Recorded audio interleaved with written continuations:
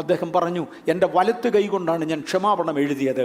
അതുകൊണ്ട് കത്തുന്ന തീയിൽ ഞാൻ എൻ്റെ വലങ്കരം നേരെ പിടിച്ച് ആദ്യം ആ കരം കരിയട്ടെ, കാര്യം അതല്ലേ പിന്മാറ്റത്തിന് വഴി തെളിച്ചത് എന്ന് പറഞ്ഞ് അദ്ദേഹം സ്വയം കരിയുവാൻ ഏൽപ്പിക്കപ്പെട്ടു. എൻ്റെ മരണഭീതിയിൽ ദൈവത്തിന് വിരോധമായി ക്ഷമാപണം എഴുതിപ്പോയ എൻ്റെ വലതുകരം ആദ്യം എരിയട്ടെ. ശക്തന്മാരായിരുന്നവർ, ഞാനിവിടെ ഒരു ചോദ്യം ചോദിക്കാം, ഇത് മനുഷ്യനെ കൊണ്ട് കഴിയുമോ? ഇംപോസിബിൾ. കത്തുന്ന തീയിലേക്ക് എൻ്റെ കൈ കാണിച്ച് എൻ്റെ കൈ കരിക്കുവാൻ ഒരു മനുഷ്യനെ കൊണ്ട് കഴിയുകയില്ല. ഇതെങ്ങനെ സാധിച്ചു? ദൈവം അവരുടെ മേൽ പകരുന്ന ഒരു കൃപയാണ്. പ്രതിസന്ധി സഹിക്കേണ്ട സാഹചര്യത്തിൽ അങ്ങനെ സഹിക്കുവാൻ ദൈവം വിധിച്ചവർക്ക് അതിനുള്ള പ്രത്യേക കൃപയും കൂടെ ദൈവം തരും. ഞാൻ കേട്ടിട്ടുള്ള ഒരു ചരിത്രം, കണ്ടതല്ല, കേട്ടിട്ടുള്ള ഒരു ചരിത്രം. ഏതാണ്ട് 2 വയസ്സ് പ്രായം വരുന്ന ഒരു കുഞ്ഞ് ഒരു കുട്ടകത്തിനകത്ത് തിളച്ച വെള്ളത്തിൽ വീണുപോയി. ആ കുഞ്ഞിനെ രക്ഷിക്കേണ്ടതിനായി അതിൻ്റെ അപ്പൻ ആദ്യം കൈയിട്ടു. പക്ഷെ കൈ തിളച്ച വെള്ളത്തിലോട്ട് വീണ് പൊള്ളിയപ്പോൾ കുഞ്ഞിനെ മറന്ന് അദ്ദേഹം 2 കൈയും പൊള്ളലേറ്റ് പുറത്തെടുത്തു. അമ്മ കൈയിട്ടു, പലരും കൈയിട്ടു. പക്ഷെ ഒറ്റയാൾക്ക് പോലും ആ കുഞ്ഞിനെ വെള്ളത്തിൽ നിന്ന് എടുക്കുവാൻ കഴിഞ്ഞില്ല. കാര്യം സ്വന്തം ശരീരം ചുടപ്പെടുമ്പോൾ നിൽക്കുവാൻ ആരെക്കൊണ്ടും കഴിയുകയില്ല. എന്നാൽ ഈ മനുഷ്യനത് കഴിഞ്ഞത് എന്തുകൊണ്ടാണ്? തൻ്റെ മേൽ ഏതോ അറിയപ്പെടാത്ത ഒരു ശക്തി. അതൊരു വലിയ പ്രധാനപ്പെട്ട സംഗതിയാണ്. ഞാൻ രക്തസാക്ഷികളെക്കുറിച്ച് പറഞ്ഞ കൂട്ടത്തിൽ ഇപ്രാവശ്യം ഇവിടെ പറയാതെ വിട്ട ഒന്ന്, കൊറിയയിൽ നടന്ന ഒരു സംഭവത്തെക്കുറിച്ച് ബില്ലി കിം എന്ന കർത്താവിൻ്റെ ദാസൻ ഇങ്ങനെ പറഞ്ഞു.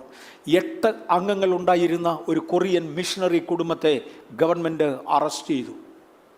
അവരോട് പറഞ്ഞു, ദൈവത്തെ ഉപേക്ഷിക്കുന്നില്ലെങ്കിൽ, യേശുവിനെ ഉപേക്ഷിക്കുന്നില്ലെങ്കിൽ നിങ്ങളെ ജീവനോടെ തൻ്റെ മണ്ണിനകത്ത് കുഴിച്ചു മൂടും. വലിപ്പമുള്ള ഒരു കുഴി കുഴിച്ചു. ഒരു വിശാല സ്ഥലത്തൊരു മൈതാനത്തിൻ്റെ നടുവിൽ ആ 10,000-കണക്കിന് ആളുകൾ പ്രാർത്ഥനയ്ക്ക് വേണ്ടി അടുത്തു വന്നു. വട്ടം നിന്ന് പ്രാർത്ഥിക്കുവാൻ ഗവൺമെൻറ് അനുവദിച്ചു. എല്ലാവരും പ്രാർത്ഥിക്കുന്നതിൻ്റെ നടുവിൽ കുഴിക്കകത്ത് കുറ്റികൾ തറച്ച് ഈ മാതാപിതാക്കളെയും 6 കുഞ്ഞുങ്ങളെയും കെട്ടിയിട്ടിരിക്കുക. പതുക്കെ പതുക്കെ പതുക്കെ പതുക്കെ മണ്ണിട്ട് ഏറ്റവും ഇളയ കുഞ്ഞിൻ്റെ നെഞ്ച് മണ്ണിൻ്റെ അടിയിൽ മൂടിയതോടെ അതിന് ശ്വാസവിമിഷ്ടമുണ്ടായി. ഏറെക്കുറെ 5 വയസ്സ് പ്രായം നിങ്ങൾ പരിഗണിക്കൂ. എനിക്ക് പ്രായം അറിഞ്ഞുകൂടാ, അദ്ദേഹം പറഞ്ഞെങ്കിൽ ഞാനിപ്പോൾ ഓർക്കുന്നില്ല.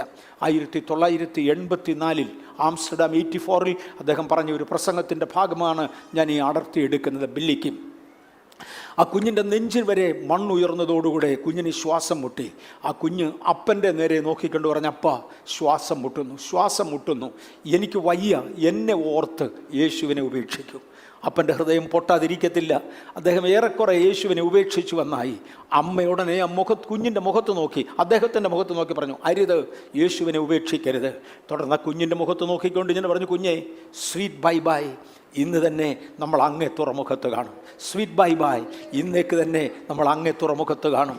6 കുഞ്ഞുങ്ങളും അപ്പനും അമ്മയും മണ്ണിനടിയിൽ മൂടി മരിച്ചു. വടക്കേ കൊറിയയുടെ കമ്മ്യൂണിസം വിചാരിച്ചു ഇതുകൊണ്ട് ക്രിസ്ത്യാനിത്വം തീർന്നു. പക്ഷെ പിറ്റേ ആഴ്ചയിൽ പള്ളികൾ നിറച്ചും ആളുകൾ ഇടിച്ചു കയറുകയായിരുന്നു. അവരെല്ലാം പറഞ്ഞ ഒരു പദം, ഒരപ്പനും ഒരമ്മയ്ക്കും ഇപ്രകാരം ഒരു സന്ദർഭത്തെ നേരിടാൻ കഴിയത്തില്ല.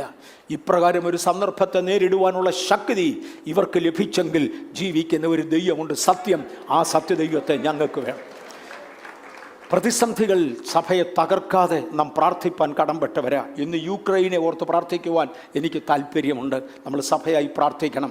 ഭാരതത്തിൽ പീഡ അനുഭവിക്കുന്നവരെ ഓർത്ത് ഞാനും നിങ്ങളും ദിനംതോറും പ്രാർത്ഥിക്കേണ്ടവരാണ്. കർത്താവേ, സഹിച്ചു നിൽക്കുവാനുള്ള കൃപ പീഡിപ്പിക്കപ്പെടുന്നവർക്ക് തരണമേ. പീഡകൾ ദൈവസഭയെ നശിപ്പിക്കാതെ വണ്ണം നമ്മുടെ പ്രാർത്ഥന അതിൻ്റെ മുകളിൽ ഉയർന്നിരിക്കണം. ഞാൻ മുന്നോട്ട് വരട്ടെ. ജോൺ വൈറ്റ് എന്ന 12 വയസ്സുകാരനെ കഴിഞ്ഞ മുമ്പിലത്തെ ആഴ്ചയിൽ ഞാൻ പരിചയപ്പെടുത്തി.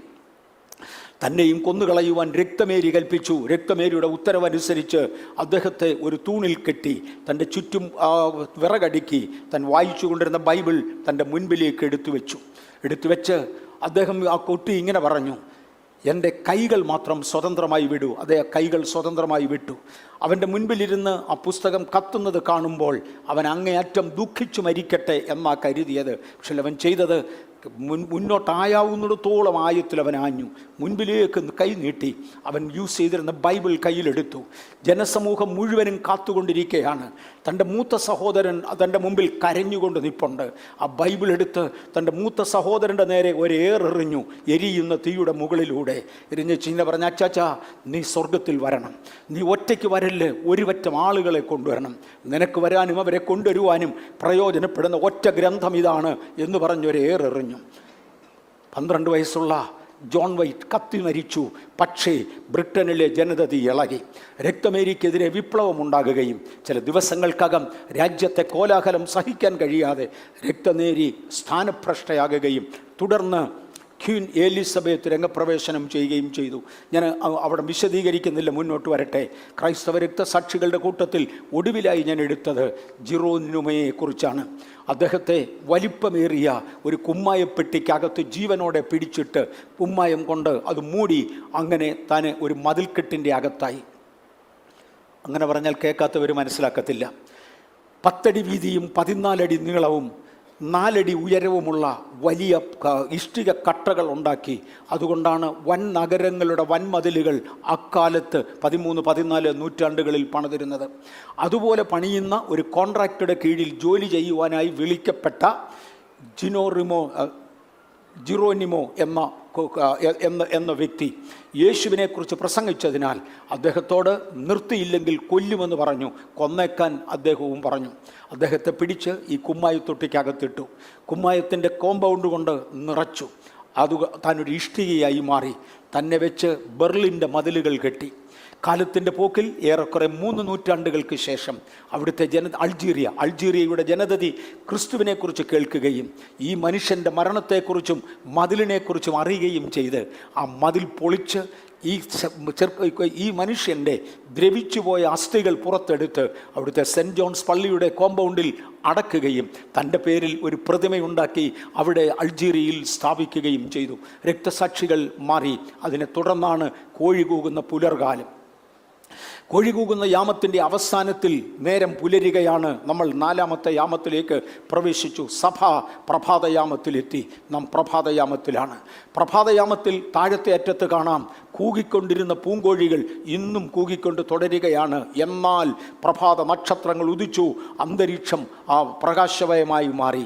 ഓരോരോ പുതിയ അറിവുകൾ ദൈവവചനത്തിൽ നിന്നും ജനത്തിന് ലഭിക്കുവാൻ തുടങ്ങി. പുത്തൻ അറിവുകൾ. ഇതാണ് മർക്കോസ് 13 യേശു പറഞ്ഞത്, നിങ്ങളുടെ യജമാനൻ വരുന്നത് ഏത് യാമത്തിലെന്ന് നിങ്ങൾക്ക് അറിഞ്ഞുകൂടാ. ചിലരുടെ സന്ധ്യായാമത്തിലാകാം, ചിലരുടെ അർദ്ധരാത്രി യാമത്തിലാകാം, വേറെ ചിലരുടെ കോഴി കൂകുന്ന യാമത്തിലാകാം, ചിലരുടെ പ്രഭാതയാമത്തിലാകാം. എപ്പോഴാണ് വരുന്നതെന്ന് അറിയാത്തതിനാൽ ഉണർന്നും ജാഗരിച്ചും കൊണ്ടിരിക്കുക. നാം ഒന്നായി പ്രകാശിക്കേണ്ട ഒരു സമയത്തിൽ വന്നു. ദൈവികമായ മഹൽ സത്യങ്ങൾ ഓരോന്നോരോന്നായി വെളിപ്പെട്ടു തുടങ്ങി. വിശുദ്ധ ജീവിതം കൃപയാലുള്ള വീണ്ടെടുപ്പ് പടികൾ ദയവായി മറക്കരുത്. വിശുദ്ധ ജീവിതം, കൃപയാലുള്ള വീണ്ടെടുപ്പ്, യേശുവിൻ്റെ രക്തത്താലുള്ള പാപമോചനം, മനുഷ്യന് ലഭിക്കുന്ന ക്രിസ്തുവിന് വേണ്ടുള്ള വീണ്ടെടുപ്പ്, പുത്രത്വം, സൗജന്യമായ നീതീകരണം, വിശ്വാസ സ്നാനം, ആത്മാഭിഷേകം, ആത്മാവിൻ്റെ പ്രകടനങ്ങൾ എന്നിങ്ങനെ ഒന്നൊന്നായി ആ ഉപദേശങ്ങൾ പുറത്തു വരാൻ തുടങ്ങി. ഒറ്റ നക്ഷത്രം ഉദിച്ച് നിന്നില്ല. നക്ഷത്രങ്ങൾ ഒന്നിനു പുറകെ ഒന്നായി ഉദിക്കുന്ന പ്രഭാതയാമത്തിനായി സ്തോത്രം. പ്രകൃതിയിൽ ഇതെല്ലാം കാണിച്ചു. തൻ്റെ 19ാം സങ്കീർത്തനത്തിൽ തുടങ്ങുന്നത് ഇങ്ങനെയാണ്: ആകാശം ദൈവത്തിൻ്റെ മഹത്വത്തെ വർണ്ണിക്കുന്നു, ആകാശവിധാനം അവൻ്റെ കൈവേലയെ പ്രസിദ്ധമാക്കുന്നു.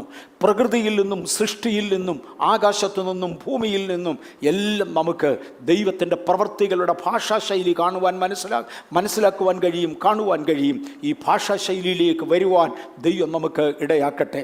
നവീകരണകർത്താക്കളിൽ ഏറ്റവും പ്രമുഖനായി കണ്ടിട്ടുള്ളത് മാർട്ടിൻ ലൂതറെയാണ്. ജർമ്മൻ പ്രീസ്റ്റായിരുന്നു അദ്ദേഹം. നമ്മളത് കണ്ടു. നിയമത്തിലും ദൈവശാസ്ത്രത്തിലും ബിരുദം നേടിയ ശേഷം അദ്ദേഹം റോമൻ കത്തോലിക്ക പുരോഹിതനായി മാറുകയും 1505 സെൻട്രൽ ജർമ്മനിയിലുള്ള ദൈവിക സെമിനാരിയിൽ അദ്ദേഹത്തിൻ്റെ വിദ്യാഭ്യാസം പൂർത്തിയാക്കുകയും തുടർന്ന് അദ്ദേഹം കണ്ട ദുരുപദേശങ്ങൾക്ക് വിരോധമായി 95 നഗ്ന സത്യങ്ങൾ എഴുതി അത് തന്നെ ഒരു പള്ളിയുടെ കിഴക്കുവശത്തുള്ളതായ വാതിലിൽ തറച്ചു വെക്കുകയും അത് വലിയ ആർഗ്യുമെൻ്റായി മാറുകയും ഇന്ന് കാണുന്നതായ നവീകരണത്തിൻ്റെ വിപ്ലവം അവിടെ നിന്ന് ആരംഭിക്കുകയും ചെയ്തു. ചാൾസ് 5ാമൻ ചക്രവർത്തി തനിക്ക് വിരോധമായി എഴുന്നേറ്റു, തന്നെ കൊല്ലുവാൻ തീരുമാനിച്ചു. പക്ഷേ കാലത്തിൻ്റെ പോക്കിൽ, കാരണം തൻ്റെ വാദപ്രതിവാദങ്ങൾ കേട്ടതോടെ ചാൾസ് തനിക്ക് അനുകൂലമായി തിരിയുകയും അങ്ങനെ ഏറെക്കുറെ ഒരു ദൈവകൃപയാൽ താൻ നിലനിൽക്കുകയും ചെയ്തു പോന്നു. തൻ്റെ ന്യായവിസ്താരം നടത്തി. ഡൈറ്റ് ഓഫ് വോംസ് എന്ന പേരിലാണ് ആ കോടതിയെ അറിയപ്പെടുന്നത്. ആ കോടതിയിൽ നിന്ന് അദ്ദേഹത്തെ ശിക്ഷയില്ലാതെ വിടുകയായിരുന്നു. പ്രിൻസ് ഫെഡറിക് അവിടെയാണ് തൻ്റെ സ്നേഹിതനായി മാറുന്നത്. അന്നു മുതൽ രാഷ്ട്രീയമായ ഒരു ചൊവ ക്രിസ്ത്യാനിത്വത്തിന് ലഭിക്കുകയും ഒരു പിന്തുണ, ചൊവയെന്ന് പറയാനൊക്കത്തില്ല, ഒരു പിന്തുണ ക്രിസ്ത്യാനിത്വത്തിന് ലഭിക്കുകയും അങ്ങനെ അവർ മുന്നോട്ട് മാറുകയും ചെയ്തു. അദ്ദേഹത്തിന് പറ്റിയ പ്രശ്നങ്ങളിൽ ഒന്ന് ഞാൻ തൊടാൻ പോകുകയാണ്. അദ്ദേഹത്തിന് പറ്റിയ പ്രശ്നങ്ങളൊന്നും മറക്കരുത്. ഏത് ജ്വലിക്കുന്ന നക്ഷത്രത്തിനും തിരുവചനത്തിൻ്റെ ആഴമായ വ്യവസ്ഥകളുടെ അകത്ത് നിൽക്കുന്നില്ലെങ്കിൽ പാകപ്പിഴകൾ സംഭവിക്കാം. എനിക്ക് തോന്നുന്നു മാർട്ടിൻ ലൂതറിൻ്റെ പാകപ്പിഴകളെക്കുറിച്ച് പ്രസംഗിക്കുന്ന ഒന്നാമത്തെ മലയാളി ഞാനായിരിക്കണം. വേറെ ആരും പ്രസംഗിച്ചതായിട്ട് എനിക്കറിവില്ല. എനിക്ക് കഴിവുള്ളിടത്തോളം ആഴത്തിലേക്ക് ഇറങ്ങി പഠിക്കുവാൻ. കാരണം തൻ്റെ അന്ത്യകാലം താൻ കണ്ടമാനം സഫർ ചെയ്തു. എന്തുകൊണ്ടായിരിക്കും എന്നിത്യാദിയുള്ള ചിന്തകൾ കൊണ്ട് ഇറങ്ങിപ്പോയി. പഠിച്ചു വന്ന കൂട്ടത്തിൽ കണ്ട ഒന്നാണിത്, ആൻറ്റി സെമിറ്റിസം. അബ്രഹാമിൻ്റെ സന്തതിയോടുള്ള വൈരാഗ്യം. അബ്രഹാമിനോടുള്ള ദൈവത്തിൻ്റെ കൽപ്പന മറക്കരുത്. നിന്നെ അനുഗ്രഹിക്കുന്നവൻ അനുഗ്രഹിക്കപ്പെട്ടവനാകും, നിന്നെ ശപിക്കുന്നവൻ ശപിക്കപ്പെട്ടവനാകും. നീ ഒരു അനുഗ്രഹമായിരിക്കും. അബ്രഹാമിൻ്റെ സന്തതിയോട് തണ്ട് ഇദ്ദേഹത്തിനൊരു പ്രയാസമുണ്ടായി. 1543 അദ്ദേഹം പ്രസിദ്ധീകരിച്ച 2 കൃതികൾ, ഇത് നമ്മൾ കഴിഞ്ഞ ആഴ്ച ചിന്തിച്ചതല്ല. എൻ്റെയും ആയുസ്സിൽ ആദ്യമായിട്ടാണ് ഞാൻ മാർട്ടിൻ ലൂതറിനെ കുറിച്ച് ഒരു നെഗറ്റീവ് പദം പറയുന്നത്. ഞാൻ നേരത്തെ കേട്ടിട്ടുണ്ട്, എന്നാൽ ഒരു നെഗറ്റീവ് പദം ആദ്യമായി പറയുന്നത് ഇന്ന്. 1543 പ്രസിദ്ധീകരിച്ച 2 കൃതികളിൽ ലൂതറുടെ യഹൂദ വിരോധം പൂർണ്ണമായി കാണുവാനായി കഴിയും. വിശ്വാസവും നാമവും യേശുവിൻ്റെ വംശചരിത്രവും എന്ന പുസ്തകവും 2-3 പുസ്തകങ്ങളിൽ നിന്ന് പ്രധാനമായും 2 പുസ്തകങ്ങൾ ഞാനിവിടെ തന്നിട്ടുണ്ട്. അദ്ദേഹത്തിൻ്റെ ആ വൈരാഗ്യം കാണുവാൻ കഴിയും. ഇവർ ദൈവത്തിൻ്റെ ജനതയെന്ന് ഇനി അവരെ വിളിക്കാൻ കൊള്ളത്തില്ലെന്നും ദൈവം അവരെ തള്ളിക്കളഞ്ഞുവെന്നും ഈ വിഷപ്പുഴുക്കളെ എങ്ങനെയെങ്കിലും നിർമ്മാർജ്ജനം ചെയ്യണമെന്നും അദ്ദേഹം വാദിച്ചു. മാത്രവുമല്ല, യഹൂദന്മാരുടെ പ്രാർത്ഥനകൾക്കെതിരെ അദ്ദേഹം വിപ്ലവമുണ്ടാക്കി. പെന്തക്കോസ്തുകാരനായി ഞാൻ പ്രസംഗിക്കാൻ പോകുന്നിടത്ത് ആളുകൾ വിപ്ലവം ഉണ്ടാക്കും. അതുപോലെ തന്നെ യഹൂദ റബായികൾ പ്രസംഗിക്കുന്ന ഇടത്ത് അദ്ദേഹം വിപ്ലവം ഉണ്ടാക്കുവാൻ ആളുകളെ നിയമിച്ചു. യഹൂദ സിനഗോഗുകൾ ഇടിച്ചു നിരത്തുവാൻ അദ്ദേഹം ആവശ്യപ്പെട്ടു. യഹൂദന്മാരുടെ വീടുകൾ പൊളിച്ചു കളയുവാനും അവരെ കൊള്ളയടിക്കുവാനും അദ്ദേഹം ആവശ്യപ്പെട്ടു. അദ്ദേഹത്തിൻ്റെ നെഗറ്റീവ് സൈഡായിട്ട് ഞാൻ കാണുന്നത് അതാ. അതിനെ തുടർന്ന് അവിവാഹ വ്രതമെടുത്തവനായ താൻ വിവാഹിതനായി മാറി. ടച്ച് റോമൻ കത്തോലിക്ക പ്രീസ്റ്റായിരുന്നു. അങ്ങനെയാണെങ്കിൽ വിവാഹം കഴിക്കയില്ല എന്ന് നിയമമുള്ളവനായിരുന്നു. അവിവാഹിത വ്രതമെടുത്ത താൻ കാലത്തിൻ്റെ പോക്കിൽ ശാരീരിക ബലഹീനതകളിൽ അകപ്പെടുകയും താൻ വിവാഹിതനായി മാറുകയും ചെയ്തു. ഒരുപാട് രോഗങ്ങളും തനിക്ക് വന്നു. അത് ഞാൻ കഴിഞ്ഞ ആഴ്ചയിൽ എടുത്തതാണ്. നീര് വന്ന് വീർത്ത ഒരു രൂപം നിങ്ങൾക്ക് കാണാം. അദ്ദേഹത്തിൻ്റെ മരണത്തോടടുക്കുമ്പോൾ ഇതായിരുന്നു തൻ്റെ ഷേപ്പ്. ഒരു 2-3 പുറകോട്ട് വന്നാൽ ആ മനുഷ്യൻ്റെ രൂപം കണ്ട ഇടത്തുവശത്ത് കാണുന്നതാണ്. അവിടെ നിന്ന് മാറി നീര് വന്ന് വീറി താൻ അവസാനം കണ്ണിൻ്റെ കാഴ്ച നഷ്ടപ്പെട്ട് ചെവിയുടെ കേൾവി നഷ്ടപ്പെട്ട് എപ്പോഴും ബോധം കെട്ട് തറയിൽ വീഴുന്നവനായി. വെർട്ടിൻ, തലകറക്കത്തിൻ്റെ രോഗം, ഹാർട്ട് രോഗം, കിഡ്നി സ്റ്റോൺ, ബ്ലാഡർ സ്റ്റോൺ എന്നിങ്ങനെ ഒരുപാട് രോഗങ്ങളിൽ സഫർ ചെയ്ത് മാറുകയുമാണ് ചെയ്തത്. നമ്മുടെ ജീവിതത്തിൽ നാം മുൻപോട്ട് നിൽക്കുമ്പോൾ വചനത്തിൽ നിന്ന് മാറാതിരിക്കുവാൻ ദൈവകൃപയിൽ ശരണപ്പെടുക. തിരുവചനത്തിൻ്റെ ഗൗരവം അതാണ്. ഞാൻ ഈ ചരിത്രമൊക്കെ എടുക്കുന്നതിൻ്റെ പുറകിൽ ഒരു പാട്ടുകാരൻ്റെ പാട്ടുകൂടെ ഓർപ്പിക്കാം. എന്നിലും ഭക്തർ എന്നിലും ശക്തർ വീണു തകർന്നു ഈ പോർക്കളത്തിൽ, കാണുന്നു ഞാൻ ആ വീരം പൂമങ്കളിൽ ശവകുടീരങ്ങൾ അല്ല അവരുടെ അസ്ഥിപഞ്ജരങ്ങൾ.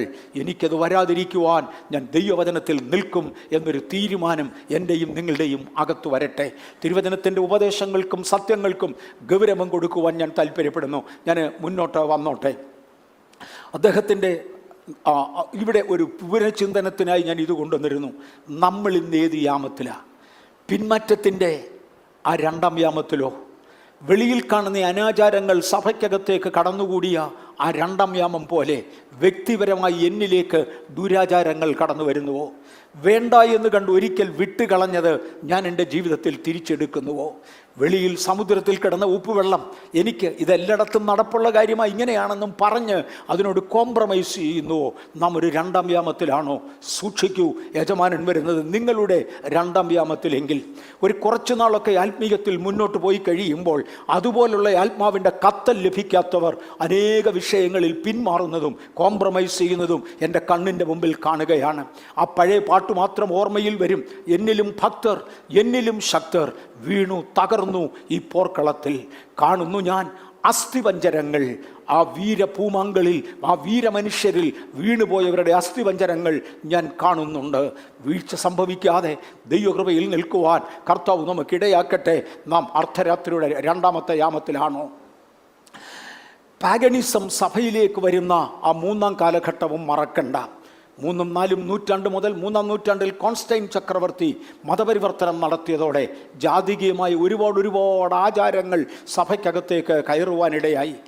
ഞാൻ 1, 2, 4 എണ്ണം വരെ ഇവിടെ ഇട്ടിട്ടുണ്ട്. എൻ്റെ കയ്യിൽ ഒരു 39 വ്യത്യസ്ത നാശനഷ്ടങ്ങൾ സംഭവിച്ചത് ഞാൻ എഴുതി കൊണ്ടുവന്നിട്ടുണ്ട്. വായിക്കാൻ നേരമില്ല.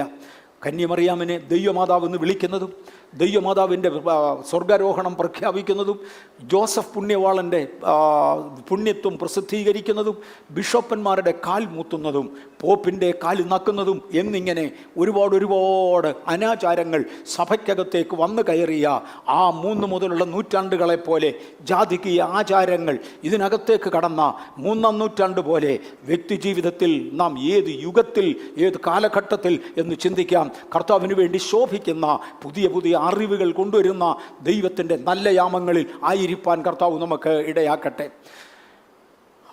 എബ്രായ ലേഖനം 2:1 വായിച്ചാണ് കഴിഞ്ഞ ആഴ്ചയിൽ നമ്മൾ നിർത്തിയത്. കഴിഞ്ഞ ആഴ്ചയിൽ ഞാൻ പ്രാവശ്യം ഒത്തിരി ആഡ് ചെയ്തു. അതുകൊണ്ടാണ് ആ ഒരു പ്രാവശ്യം കൂടെ റിവിഷൻ ഞാൻ ഗൗരവമായി എടുത്തത്. ഒരുപാട് കാര്യങ്ങൾ ഞാൻ ആഡ് ചെയ്തു. അതുകൊണ്ട് നാം വല്ലപ്പോഴും ഒഴുകിപ്പോകാതിരിക്കേണ്ടതിന് നാം കേട്ടത് അധികം ഗൗരവത്തോടെ കരുതിക്കൊള്ളേണ്ടത്, കേട്ടത് അധികം ശ്രദ്ധയോടെ കരുതിക്കൊള്ളുവാൻ ആവശ്യമാകുന്നു. ഇന്ന് നിങ്ങൾ കേട്ടത് ദയവായി കരുതിക്കൊള്ളുവാൻ കർത്താവിൻ്റെ കരങ്ങളിലേക്ക് ഏൽപ്പിക്കാം. നമ്മൾ ജോർജ് ഫോക്സിനെ കഴിഞ്ഞ ദിവസം തൊട്ടിരുന്നു. 1624 ജൂലൈ മാസത്തിൽ അദ്ദേഹം ജനിച്ചു. ഏതാണ്ട് 61-66 വയസ്സ് വരെ ജീവിച്ചു മരിച്ച മഹാനായ മനുഷ്യനായിരുന്നു ജോർജ് ഫോക്സ്. ഇവിടം വരെ നമ്മൾ ചിന്തിച്ച് നിർത്തിയതാണ്. പക്ഷേ ഞാനൊരല്പം കൂടെ പുറകോട്ടം ഇറങ്ങട്ടെ, ചിലതും കൂടെ ചേർക്കേണ്ടതിന് വേണ്ടി. അതിനാണ് ഞാൻ ബാക്ക്ഗ്രൗണ്ട് ഇട്ട് വന്നത്. ഒന്നുകൂടെ പുറകോട്ട് പോയിക്കോട്ടെ. മാർട്ടിൻ ലൂതർ തൻ്റെ 95 തീസിസ് പള്ളിയുടെ മുമ്പിൽ തറച്ചു വെച്ചു. തൻ്റെ ജീവിതത്തിൽ പിന്നത്തേതിൽ ബലഹീനതകൾ സംഭവിച്ചു. എന്നാൽ താൻ ആ ഒരു വിഷയത്തിൽ വളരെ ശക്തനായി ഉറച്ചു നിന്നു. കൃപയാലുള്ള രക്ഷ, യേശുക്രിസ്തുവിൻ്റെ രക്തത്താലുള്ള മാനസാന്തരം, ഇതായിരുന്നു തൻ്റെ പഠിപ്പീര്. തനിക്ക് ഏറെക്കുറെ സമകാലികന്മാരായി ലോകത്തിൻ്റെ പല ഭാഗത്തും ആളുകൾ എഴുന്നേറ്റു. അതിനകത്ത് ജർമ്മനിയിൽ നിന്ന് അദ്ദേഹം എഴുന്നേൽക്കുമ്പോൾ ഫ്രാൻസിൽ നിന്ന് വന്ന ഫ്രഞ്ചുകാരനെയും സ്കോട്ടിഷ് മിഷണറിയെയും കാണുവാൻ കഴിയും. എല്ലാവരുടെയും പേര്, ജോൺ നോക്സിൻ്റെയും ജോൺ കാൽവിൻ്റെയും ഒക്കെ പടങ്ങളും പേരുകളും ഞാൻ അവിടെ കൊടുത്തിട്ടുണ്ട്. ഇവരൊക്കെ ആത്മമണ്ഡലത്തെ പിടിച്ചിളക്കിയവരാ, ആത്മമണ്ഡലത്തെ പിടിച്ചു കുലുക്കിയവരാ. വചനത്തിൻ്റെ മറഞ്ഞു കിടന്ന അനേക സത്യങ്ങൾ പുറത്തു വന്നു. പക്ഷെ അവിടെയും ഇവിടെയും ഒക്കെ ഞാൻ മുമ്പേ പറഞ്ഞതുപോലെ അല്പസ്വല്പം എക്സ്ട്രായൊക്കെ വന്നിട്ടുണ്ട്.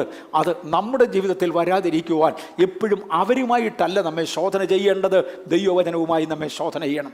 അവർ പകർന്നു തന്ന വെളിച്ചം കണ്ടുകൊണ്ട് ദൈവവചനവുമായി നമ്മെ ശോധന ചെയ്യുവാൻ ശ്രമിക്കണം. ജോൺ കാൽവിനായിരുന്നു അല്പം കൂടെ ഗൗരവത്തിൽ മുന്നോട്ട് വന്നത്. ഒന്നാമത്തെ നവീകരണ അബ്സല്യൂട്ട് നേതൃത്വത്തിലേക്ക് വന്നതായ മാന്യദേഹത്തെക്കാൾ ഉപദേശത്തിൻ്റെ ഗൗരവത്തിൽ ഒരല്പം കൂടെ മുൻപിലേക്ക് വന്നയാളാണ് തൻ്റെ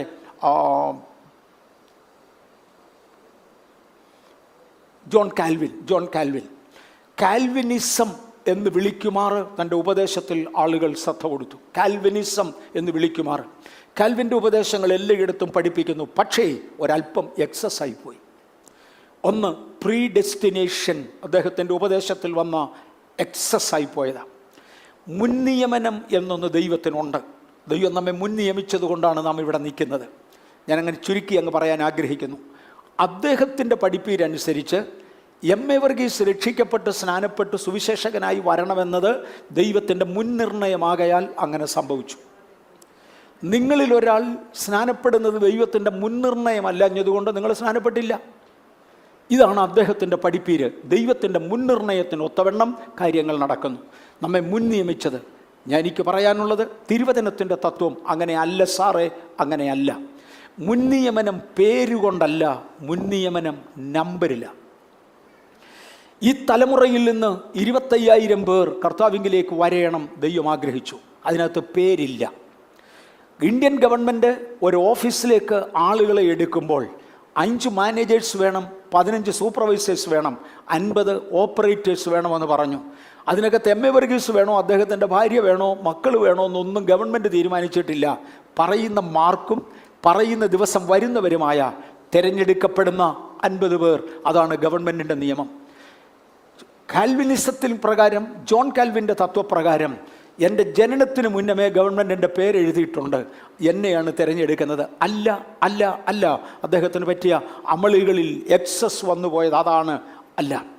2, അദ്ദേഹം നോ ട്രിനിറ്റീരിയൻ, തൃത്വമെന്നൊന്നില്ല, പിതാവും പുത്രനും പരിശുദ്ധാത്മാവും കൂടെ ഏക വ്യക്തിത്വമാണ്. 3 കാലഘട്ടത്തിൽ 3 പേരുകളിൽ അറിയപ്പെട്ടു എന്ന് മാത്രം, തൃത്വമെന്ന് പറയുന്നത് ഒന്നില്ല എന്ന് പഠിപ്പിച്ചു. അങ്ങനെയാണെങ്കിൽ യേശുവിൻ്റെ പഠിപ്പിക്കലുകൾ തെറ്റും. ഞാൻ പറഞ്ഞു, ഒന്ന് കണ്ടു, പരിശുദ്ധാത്മാവിൻ്റെ നിയോഗമില്ലാതെ അതിൻ്റെ എക്സസിലേക്ക് മാറി. തൃത്വമെന്നൊന്നില്ല എന്ന് അദ്ദേഹം പറഞ്ഞു. ഗെയിനിങ് ഇൻട്രസ്റ്റ് ഫോർ ലോൺസ്, അദ്ദേഹത്തിന് സാമ്പത്തികമായ പ്രതിസന്ധികൾ വന്നതോടുകൂടെ പണമുണ്ടാക്കാൻ തീരുമാനിച്ചു.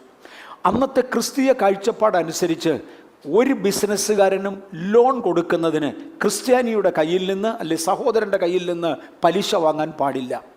ഇന്നത്തെ തലമുറയിൽ ഒന്ന് കേൾക്കുന്നേ കൊള്ളാം. വേദപുസ്തകത്തിൻ്റെ തത്വത്തിൽ ഞാൻ എൻ്റെ സഹോദരന് പണം കടം കൊടുത്തെങ്കിൽ വാങ്ങിക്കുന്ന സഹോദരന്മാർ തിരിച്ചു തരാൻ ബാധ്യസ്ഥരാണെന്ന് ഓർത്തോണം, അല്ലെ നിങ്ങളെ ക്രിസ്ത്യാനി എന്ന് വിളിക്കാൻ കൊള്ളുകയില്ല. ഞാൻ കൊടുത്ത കടം അതിന് പലിശ വാങ്ങാൻ എനിക്ക് റൈറ്റില്ല. പക്ഷേ ജോൺ കാൽവിൻ വിളിച്ചു പറഞ്ഞു, നിങ്ങൾക്ക് പലിശ വാങ്ങാം.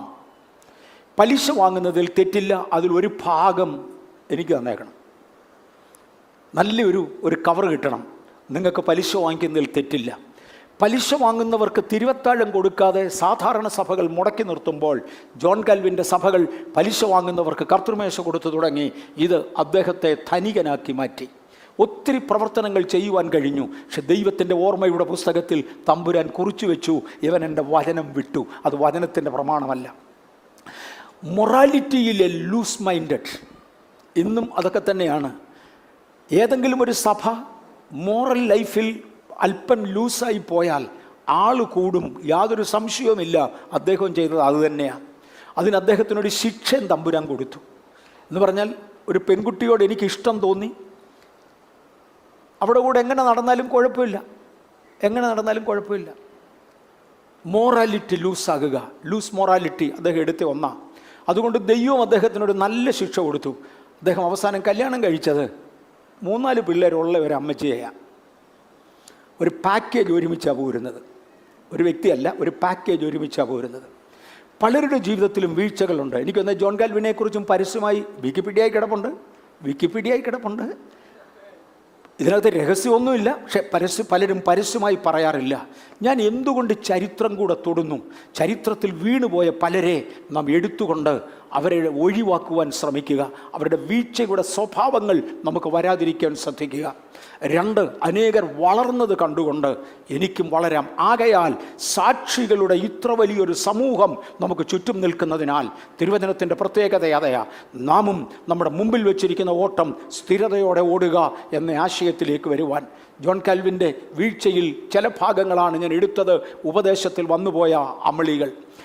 ജോൺ കാൽവിനെ കുറിച്ച് ചാൾസ് സ്പർജൻ എഴുതിയിരിക്കുന്നത്, C.H. സ്പർജൻ എന്നറിയപ്പെടും. ചാൾസ് സ്പർജൻ ലോകത്തിലെ പ്രസംഗികളുടെ രാജാവ് എന്നാണ് അദ്ദേഹത്തെ വിളിക്കുന്നത്. പക്ഷേ സ്പർജനും ബാപ്റ്റിസ്റ്റ് ചിന്താഗതിക്കാരനായിരുന്നു. ബാപ്റ്റിസ്റ്റ് ചിന്താഗതിയിൽ മുതിർന്നു വന്ന പ്രസംഗകരിൽ ഒരുവനായിരുന്നു കാൽവിൻ. കാൽവിനിസം തന്നെ പിന്നത്തേതിൽ രംഗത്ത് വന്നു. ജോൺ കാൽവിനെ കുറിച്ച് സ്പർജൻ പറയുന്ന പദങ്ങൾ, സ്ത്രീകളിൽ നിന്ന് ജനിച്ചവരിൽ ജോൺ കാൽവിനേക്കാൾ മഹാനായി മറ്റാരുമില്ല. ഇത് യോഹന്നാൻ സ്നാപകനെ കുറിച്ച് യേശു പറഞ്ഞ പ്രസ്താവനയാണ്. സ്ത്രീകളിൽ നിന്ന് ജനിച്ചവരിൽ ജോൺ കാൽവിനേക്കാൾ മഹാനായി മറ്റാരുമില്ല. അദ്ദേഹത്തിന് മുൻപ് ഒരു യുഗവും തനിക്ക് സമനായ ഒരുവന് ജന്മം നൽകിയിട്ടില്ല. പിൽക്കാലങ്ങളിൽ ഒന്നും അദ്ദേഹത്തെ വെല്ലുന്ന ഒരാളെ ദർശിച്ചിട്ടുമില്ല. തീർന്നില്ല. ദൈവശാസ്ത്രത്തിൽ കാൽവിൻ തിളങ്ങുന്ന സ്ഥിര നക്ഷത്രമായിരിക്കുമ്പോൾ മറ്റു നേതാക്കളും പ്രബോധകന്മാരും ഏറെ അകലത്തിൽ അദ്ദേഹത്തെ പ്രദക്ഷിണം വയ്ക്കുക മാത്രം ചെയ്യുന്ന അദ്ദേഹത്തിൻ്റെ സ്ഥായി മഹത്വം പങ്കുവെക്കാത്തവർ വ്യോമപഥത്തിലൂടെ പെട്ടെന്ന് കടന്നു പോകുന്ന വെറും ധൂമകേതുക്കൾ മാത്രമാണ്. ഇതിനേക്കാൾ വലിയൊരു കമൻ്റ് കൊടുക്കാനില്ല. സ്പർജൻ കൊടുത്ത കമൻ്റ് അതാ. പക്ഷേ മറുവശം തിരിച്ചു പറഞ്ഞവരും ഉണ്ട്, അത് പറയണ്ട. വിഖ്യാത ക്രിസ്തീയ ചരിത്രകാരനായ വിൽ ഡുഡാൻഡ് കൊടുക്കുന്നൊരു പ്രസ്താവനയുണ്ട്. കാര്യം ദുരുപദേശം എന്ത് എന്ന് മനസ്സിലാക്കിയതിനാൽ. നമ്മൾ സാധാരണ ബൈബിൾ കോളേജുകളിൽ ഒരു സൈഡേ പറയാറുള്ളൂ. ഞാൻ രണ്ട് സൈഡും പ്രൊജക്റ്റ് ചെയ്യാൻ താല്പര്യപ്പെടുന്നു. അദ്ദേഹം പറഞ്ഞത് എങ്കിലും ജോൺ കാൽവിനെ കുറിച്ച് പറയുന്നതാ, എങ്കിലും അസംബന്ധങ്ങളുടെ ദീർഘവും ബഹുമാന്യവുമായ ചരിത്രത്തിൽ മുമ്പെങ്ങും കണ്ടിട്ടില്ലാത്ത അത്ര പരിഹാസ്യവും നിന്ദ്യവുമായ പരവുമായ ദൈവസങ്കല്പത്തിൻ്റെ ഇരുട്ട് മനുഷ്യാത്മാവിൻ്റെ മേൽ വീഴ്ത്തിയ വ്യക്തിയെ സ്നേഹിക്കുക നമുക്ക് അസാധ്യമാണ്. താൻ തീരെ മോശമായിരുന്നുവെന്ന് ഒരാളും വളരെ ഉന്നതനായിരുന്നുവെന്ന് വേറൊരാളും പറയുന്നു. നാം നോക്കുന്നത് തിരുവചനത്തിൻ്റെ വെളിച്ചത്തിലാണ്. ശ്രേഷ്ഠവും ധന്യവുമായ അനേക ഉപദേശ സംഹിതകൾ മാർട്ടിൻ ലൂതർ കൊണ്ടുവരുന്നതിനേക്കാൾ വളരെ ഉപരിയായി ജോൺ കാൽവിൻ കൊണ്ടുവന്നെങ്കിലും ജോൺ കാൽവിൻ്റെ പോക്കിൽ അബദ്ധോപദേശങ്ങൾ ഉണ്ടായിരുന്നു. തന്നെ അഭിനന്ദിച്ചവർ പലരുണ്ട്, തന്നെ നിരൂപിച്ചവർ വളരെയധികവുമുണ്ട്. ഞാൻ എടുക്കുന്നത് ഇത് രണ്ടുമല്ല. അദ്ദേഹം തന്ന ലൈറ്റിൽ വേദപുസ്തകവുമായി ശോധന ചെയ്ത് തിരുവചനത്തിൻ്റെ ഉപദേശമാണ് ഞാൻ ഏറ്റെടുക്കുന്നത്. ജോർജ് ഫോക്സിനെ കുറിച്ച് കഴിഞ്ഞ ദിവസം കണ്ടു. ജോർജ് ഫോക്സ് ദൈവകൃപ വെളിപ്പെടുത്തിയ മനുഷ്യനാണ്. ജോർജ് ഫോക്സ് പ്രാരംഭത്തെങ്കിൽ ഒരു ഷൂ മേക്കറായി ജോലി ചെയ്തു. ഷൂ മേക്കർ എന്ന് പറഞ്ഞാൽ കൂടിപ്പോകും. ചെരുപ്പ് കുത്തിയായി വഴിയറമ്പിലിരുന്ന് ചെരുപ്പ് നന്നാക്കുന്നവനായി ജോലി ചെയ്തു. ഒരാട്ടിടയനെ സഹായിക്കുവാൻ ആട്ടിടയൻ്റെ ദാസനായി ജോലി ചെയ്തു. പക്ഷെ ദൈവം തന്നെ തിരഞ്ഞെടുത്തതോടുകൂടെ തൻ്റെ സ്വഭാവങ്ങൾ മാറി. തന്നെ ദൈവകരങ്ങളിൽ വന്നതോടുകൂടെ വെളിപ്പാടുകൾ തനിക്ക് ലഭിച്ചു. പ്രത്യേകിച്ചും മൊറോവിയൻ മതവുമായുള്ള തൻ്റെ ബന്ധം. ഓർക്കുന്നുണ്ട്, ജോൺ ഹസ് മൊറോവിയൻ മതങ്ങൾക്ക് സ്ഥാപകനായി മാറി, അല്ലെങ്കിൽ അതിൻ്റെ ആരംഭ നക്ഷത്രമായി മാറി. വിശുദ്ധി സൂക്ഷിക്കുക എന്നതായിരുന്നു മൊറോവിയൻ മതങ്ങളുടെ പ്രത്യേകത. നല്ല ജീവിതം നയിക്കുക, പാപമില്ലാതൊരു ജീവിതം നയിക്കുക, ഇതായിരുന്നു അവരുടെ പ്രത്യേകത. ദൈവവചനം വായിക്കുക, രണ്ട് പാപമില്ലാത്ത ജീവിതം നയിക്കുക, രണ്ടാശയങ്ങളിലേക്ക് വന്നു. അതായിരുന്നു ഇദ്ദേഹവും കണ്ടത്. അവിടെ നിന്ന് ജോർജ് ഫോക്സിനെ ദൈവം ഉയർത്തി. ഒരു കച്ചിത്തുറുവിൻ്റെ കീഴിലിരുന്ന് ഉപവസിച്ച് പ്രാർത്ഥിച്ചതും കച്ചിത്തുറു മുഴുവനും കൂടെ കുലുങ്ങുന്നതുമൊക്കെ കണ്ട് അദ്ദേഹത്തെ അവിടുന്ന് വിളിച്ചു കൊണ്ടുവന്ന ചരിത്രം ഞാൻ പറഞ്ഞു. അന്യഭാഷ, വ്യാഖ്യാനം, ആത്മവിവശത, ആത്മീക വെളിപ്പാട്, പ്രവചനം, പ്രാർത്ഥനയിൽ ഇരിക്കുന്ന സ്ഥലം കുലുങ്ങുക, ഇതൊക്കെ തനിക്കുണ്ടായി. താൻ പ്രാർത്ഥിച്ചുകൊണ്ടിരിക്കുന്ന ഇടത്ത് തീ ഇറങ്ങിയ സംഭവങ്ങളുണ്ട് മനുഷ്യന് കാണത്തക്കതുപോലെ. ഞാൻ ഇത് പറയുമ്പോൾ ഇവിടെ നിന്ന് ഒരു പരസ്യമായി ഒരു കാര്യം കൂടെ പറയട്ടെ. എനിക്ക് ഓർമ്മയുള്ള ഒരപ്പച്ചനുണ്ടായിരുന്നു, PS ശാമുവേലായിരുന്നു. വാര്യവര യോനാച്ചായൻ്റെ ജ്യേഷ്ഠൻ PS ശാമുവേൽ. റായ്പൂരിൽ അദ്ദേഹം കർത്താവിൻ്റെ വേല ചെയ്തു വന്നു. റായ്പൂരിൽ അദ്ദേഹം പാർത്തിരുന്ന വീട് ഇന്നും അവിടെ ഉണ്ട്. ഞാൻ പോയി അത് കണ്ടിട്ടുണ്ട്. ഒരു ദിവസം അദ്ദേഹം പ്രാർത്ഥിച്ചുകൊണ്ടിരിക്കുമ്പോൾ റായ്പൂരിൽ താൻ താമസിക്കുന്ന വീടിൻ്റെ മുകളിൽ തീ ഇറങ്ങുന്നതും ആ കെട്ടിടം മുഴുവനും കൂടെ കുലുങ്ങുന്നതും കണ്ടു. അച്ഛൻ്റെ ഫോട്ടോ എടുക്കുവാൻ എൻ്റെ കിട്ടിയില്ല, അതുകൊണ്ട് എൻ്റെ കയ്യിൽ ഫോട്ടോ ഇല്ല. അദ്ദേഹത്തിൻ്റെ സഹോദരനായിരുന്നു വാര്യാപുരം യോനാച്ചായൻ. നമ്മുടെ ചർച്ച വന്നിട്ടുണ്ട്, ഇവിടെ ശുശ്രൂഷിച്ചിട്ടുണ്ട്. തീ ആളിക്കത്തുന്നത് കണ്ടുകൊണ്ട് നാട്ടുകാർ ചേർന്ന് ഫയർ എഞ്ചിൻ വിളിക്കുകയും ഫയർ എഞ്ചിൻ വരികയും ചെയ്തു. റായ്പൂരിൽ ഫയർ എഞ്ചിൻ വന്ന് തീ കെടുത്താൻ നോക്കുമ്പോൾ തീയുടെ ഒറിജിൻ എവിടുന്നാന്ന് അറിയത്തില്ല. ഞാനിപ്പോൾ തീ കണ്ടാൽ തീജ്വാല കണ്ടുകൊണ്ട് കത്തിയേ എന്ന് വിളിച്ചു പറയും. പക്ഷെ ഫയർ എഞ്ചിൻ വന്നാൽ തീ കെടുത്തേണ്ടവർക്ക് അതിൻ്റെ ഒറിജിൻ കണ്ടുപിടിച്ച് അവിടെയാണ് വെള്ളം ഒഴിക്കേണ്ടത്. അവർ നോക്കിയിട്ട് തീക്ക് ഒരു ഒറിജിൻ ഇല്ല, ഇതിങ്ങനെ അന്തരീക്ഷത്തിൽ കത്തുക, ബിൽഡിങ് മുഴുവൻ കുലുങ്ങുക. റായ്പൂരിൽ പ്രതിസന്ധികൾ ധാരാളം ഉണ്ടായിട്ടും ഞാൻ ഈ കഴിഞ്ഞ പ്രാവശ്യം പോയപ്പോഴും ആരാ എന്നെ ഇവിടുന്ന് കൊണ്ടുപോയത്? PT ഓക്കെ, ഈ ചർച്ചിൽ നിന്ന് നമ്മുടെ സഹോദരന്മാരാണ് എന്നെ കഴിഞ്ഞ പ്രാവശ്യം അവിടെ കൊണ്ടുപോകുന്നത്. കഴിഞ്ഞ പ്രാവശ്യം അവിടെ പോകുമ്പോഴും പറഞ്ഞു, ചുറ്റുവട്ടങ്ങളിൽ നിന്നൊക്കെ എതിർപ്പ് വന്നെങ്കിലും ഈ കെട്ടിടത്തെ ഒരു കല്ലെറിയാൻ ആർക്കും തോന്നാറില്ല. കാര്യം അവർ കണ്ടതാ തീ ഇറങ്ങുന്നത്, നാട്ടുകാർ കണ്ടതാ. ഇതിനകത്തിരിക്കുന്ന പ്രിയപ്പെട്ടവരെ, നിങ്ങളിൽ ചിലർക്ക് ജോർജ് ഫോക്സിൻ്റെ അനുഭവത്തിലേക്ക് വരാമോ? കൂടിയിരുന്ന സ്ഥലം കുലുങ്ങുന്നതും അവർ കൂടിയിരുന്നിടത്ത് ആത്മാവിൻ്റെ തീ ഇറങ്ങുന്നതും വേദപുസ്തക കാലം കൊണ്ട് തീർന്നതല്ല, ജോർജ് ഫോക്സിൻ്റെ കാലം കൊണ്ട് തീർന്നതല്ല, നിങ്ങളുടെ യുഗത്തിലും ഉള്ളതാണ്. ദൈവം ഇന്നലെയും ഇന്നും എന്നും അനന്യനാണ്. പെന്തക്കോസ് കെട്ടടങ്ങിയ ഈ കാലത്ത് പെന്തക്കോസിലേക്കൊന്ന് മടങ്ങി വരുവാൻ കർത്താവ് നമുക്ക് കൃപ തരട്ടെ. അനേക അപൂർവ കാര്യങ്ങൾ തൻ്റെ കൈക്കീഴിൽ സംഭവിച്ചു. ക്വൈക്കേഴ്സ് എന്നാണ് അവരെ വിളിച്ചിരുന്നത്. അവരുടെ ഒരു പ്രത്യേകത, ക്വൈക്കേഴ്സായി മാറിയവനെ സമൂഹം വെറുത്തു. ക്വൈക്കേഴ്സിനെ ജയിലുകൾ മൊത്തം മറച്ചു. ജയിൽ ടു ജയിൽ മാറി മാറി അവർ ജയിലുകളിൽ പാർക്കുന്ന കാലമായി. അവരിലൊരുവന് രോഗം വന്നാൽ ഒരു ഡോക്ടർ ചികിത്സിക്കത്തില്ല.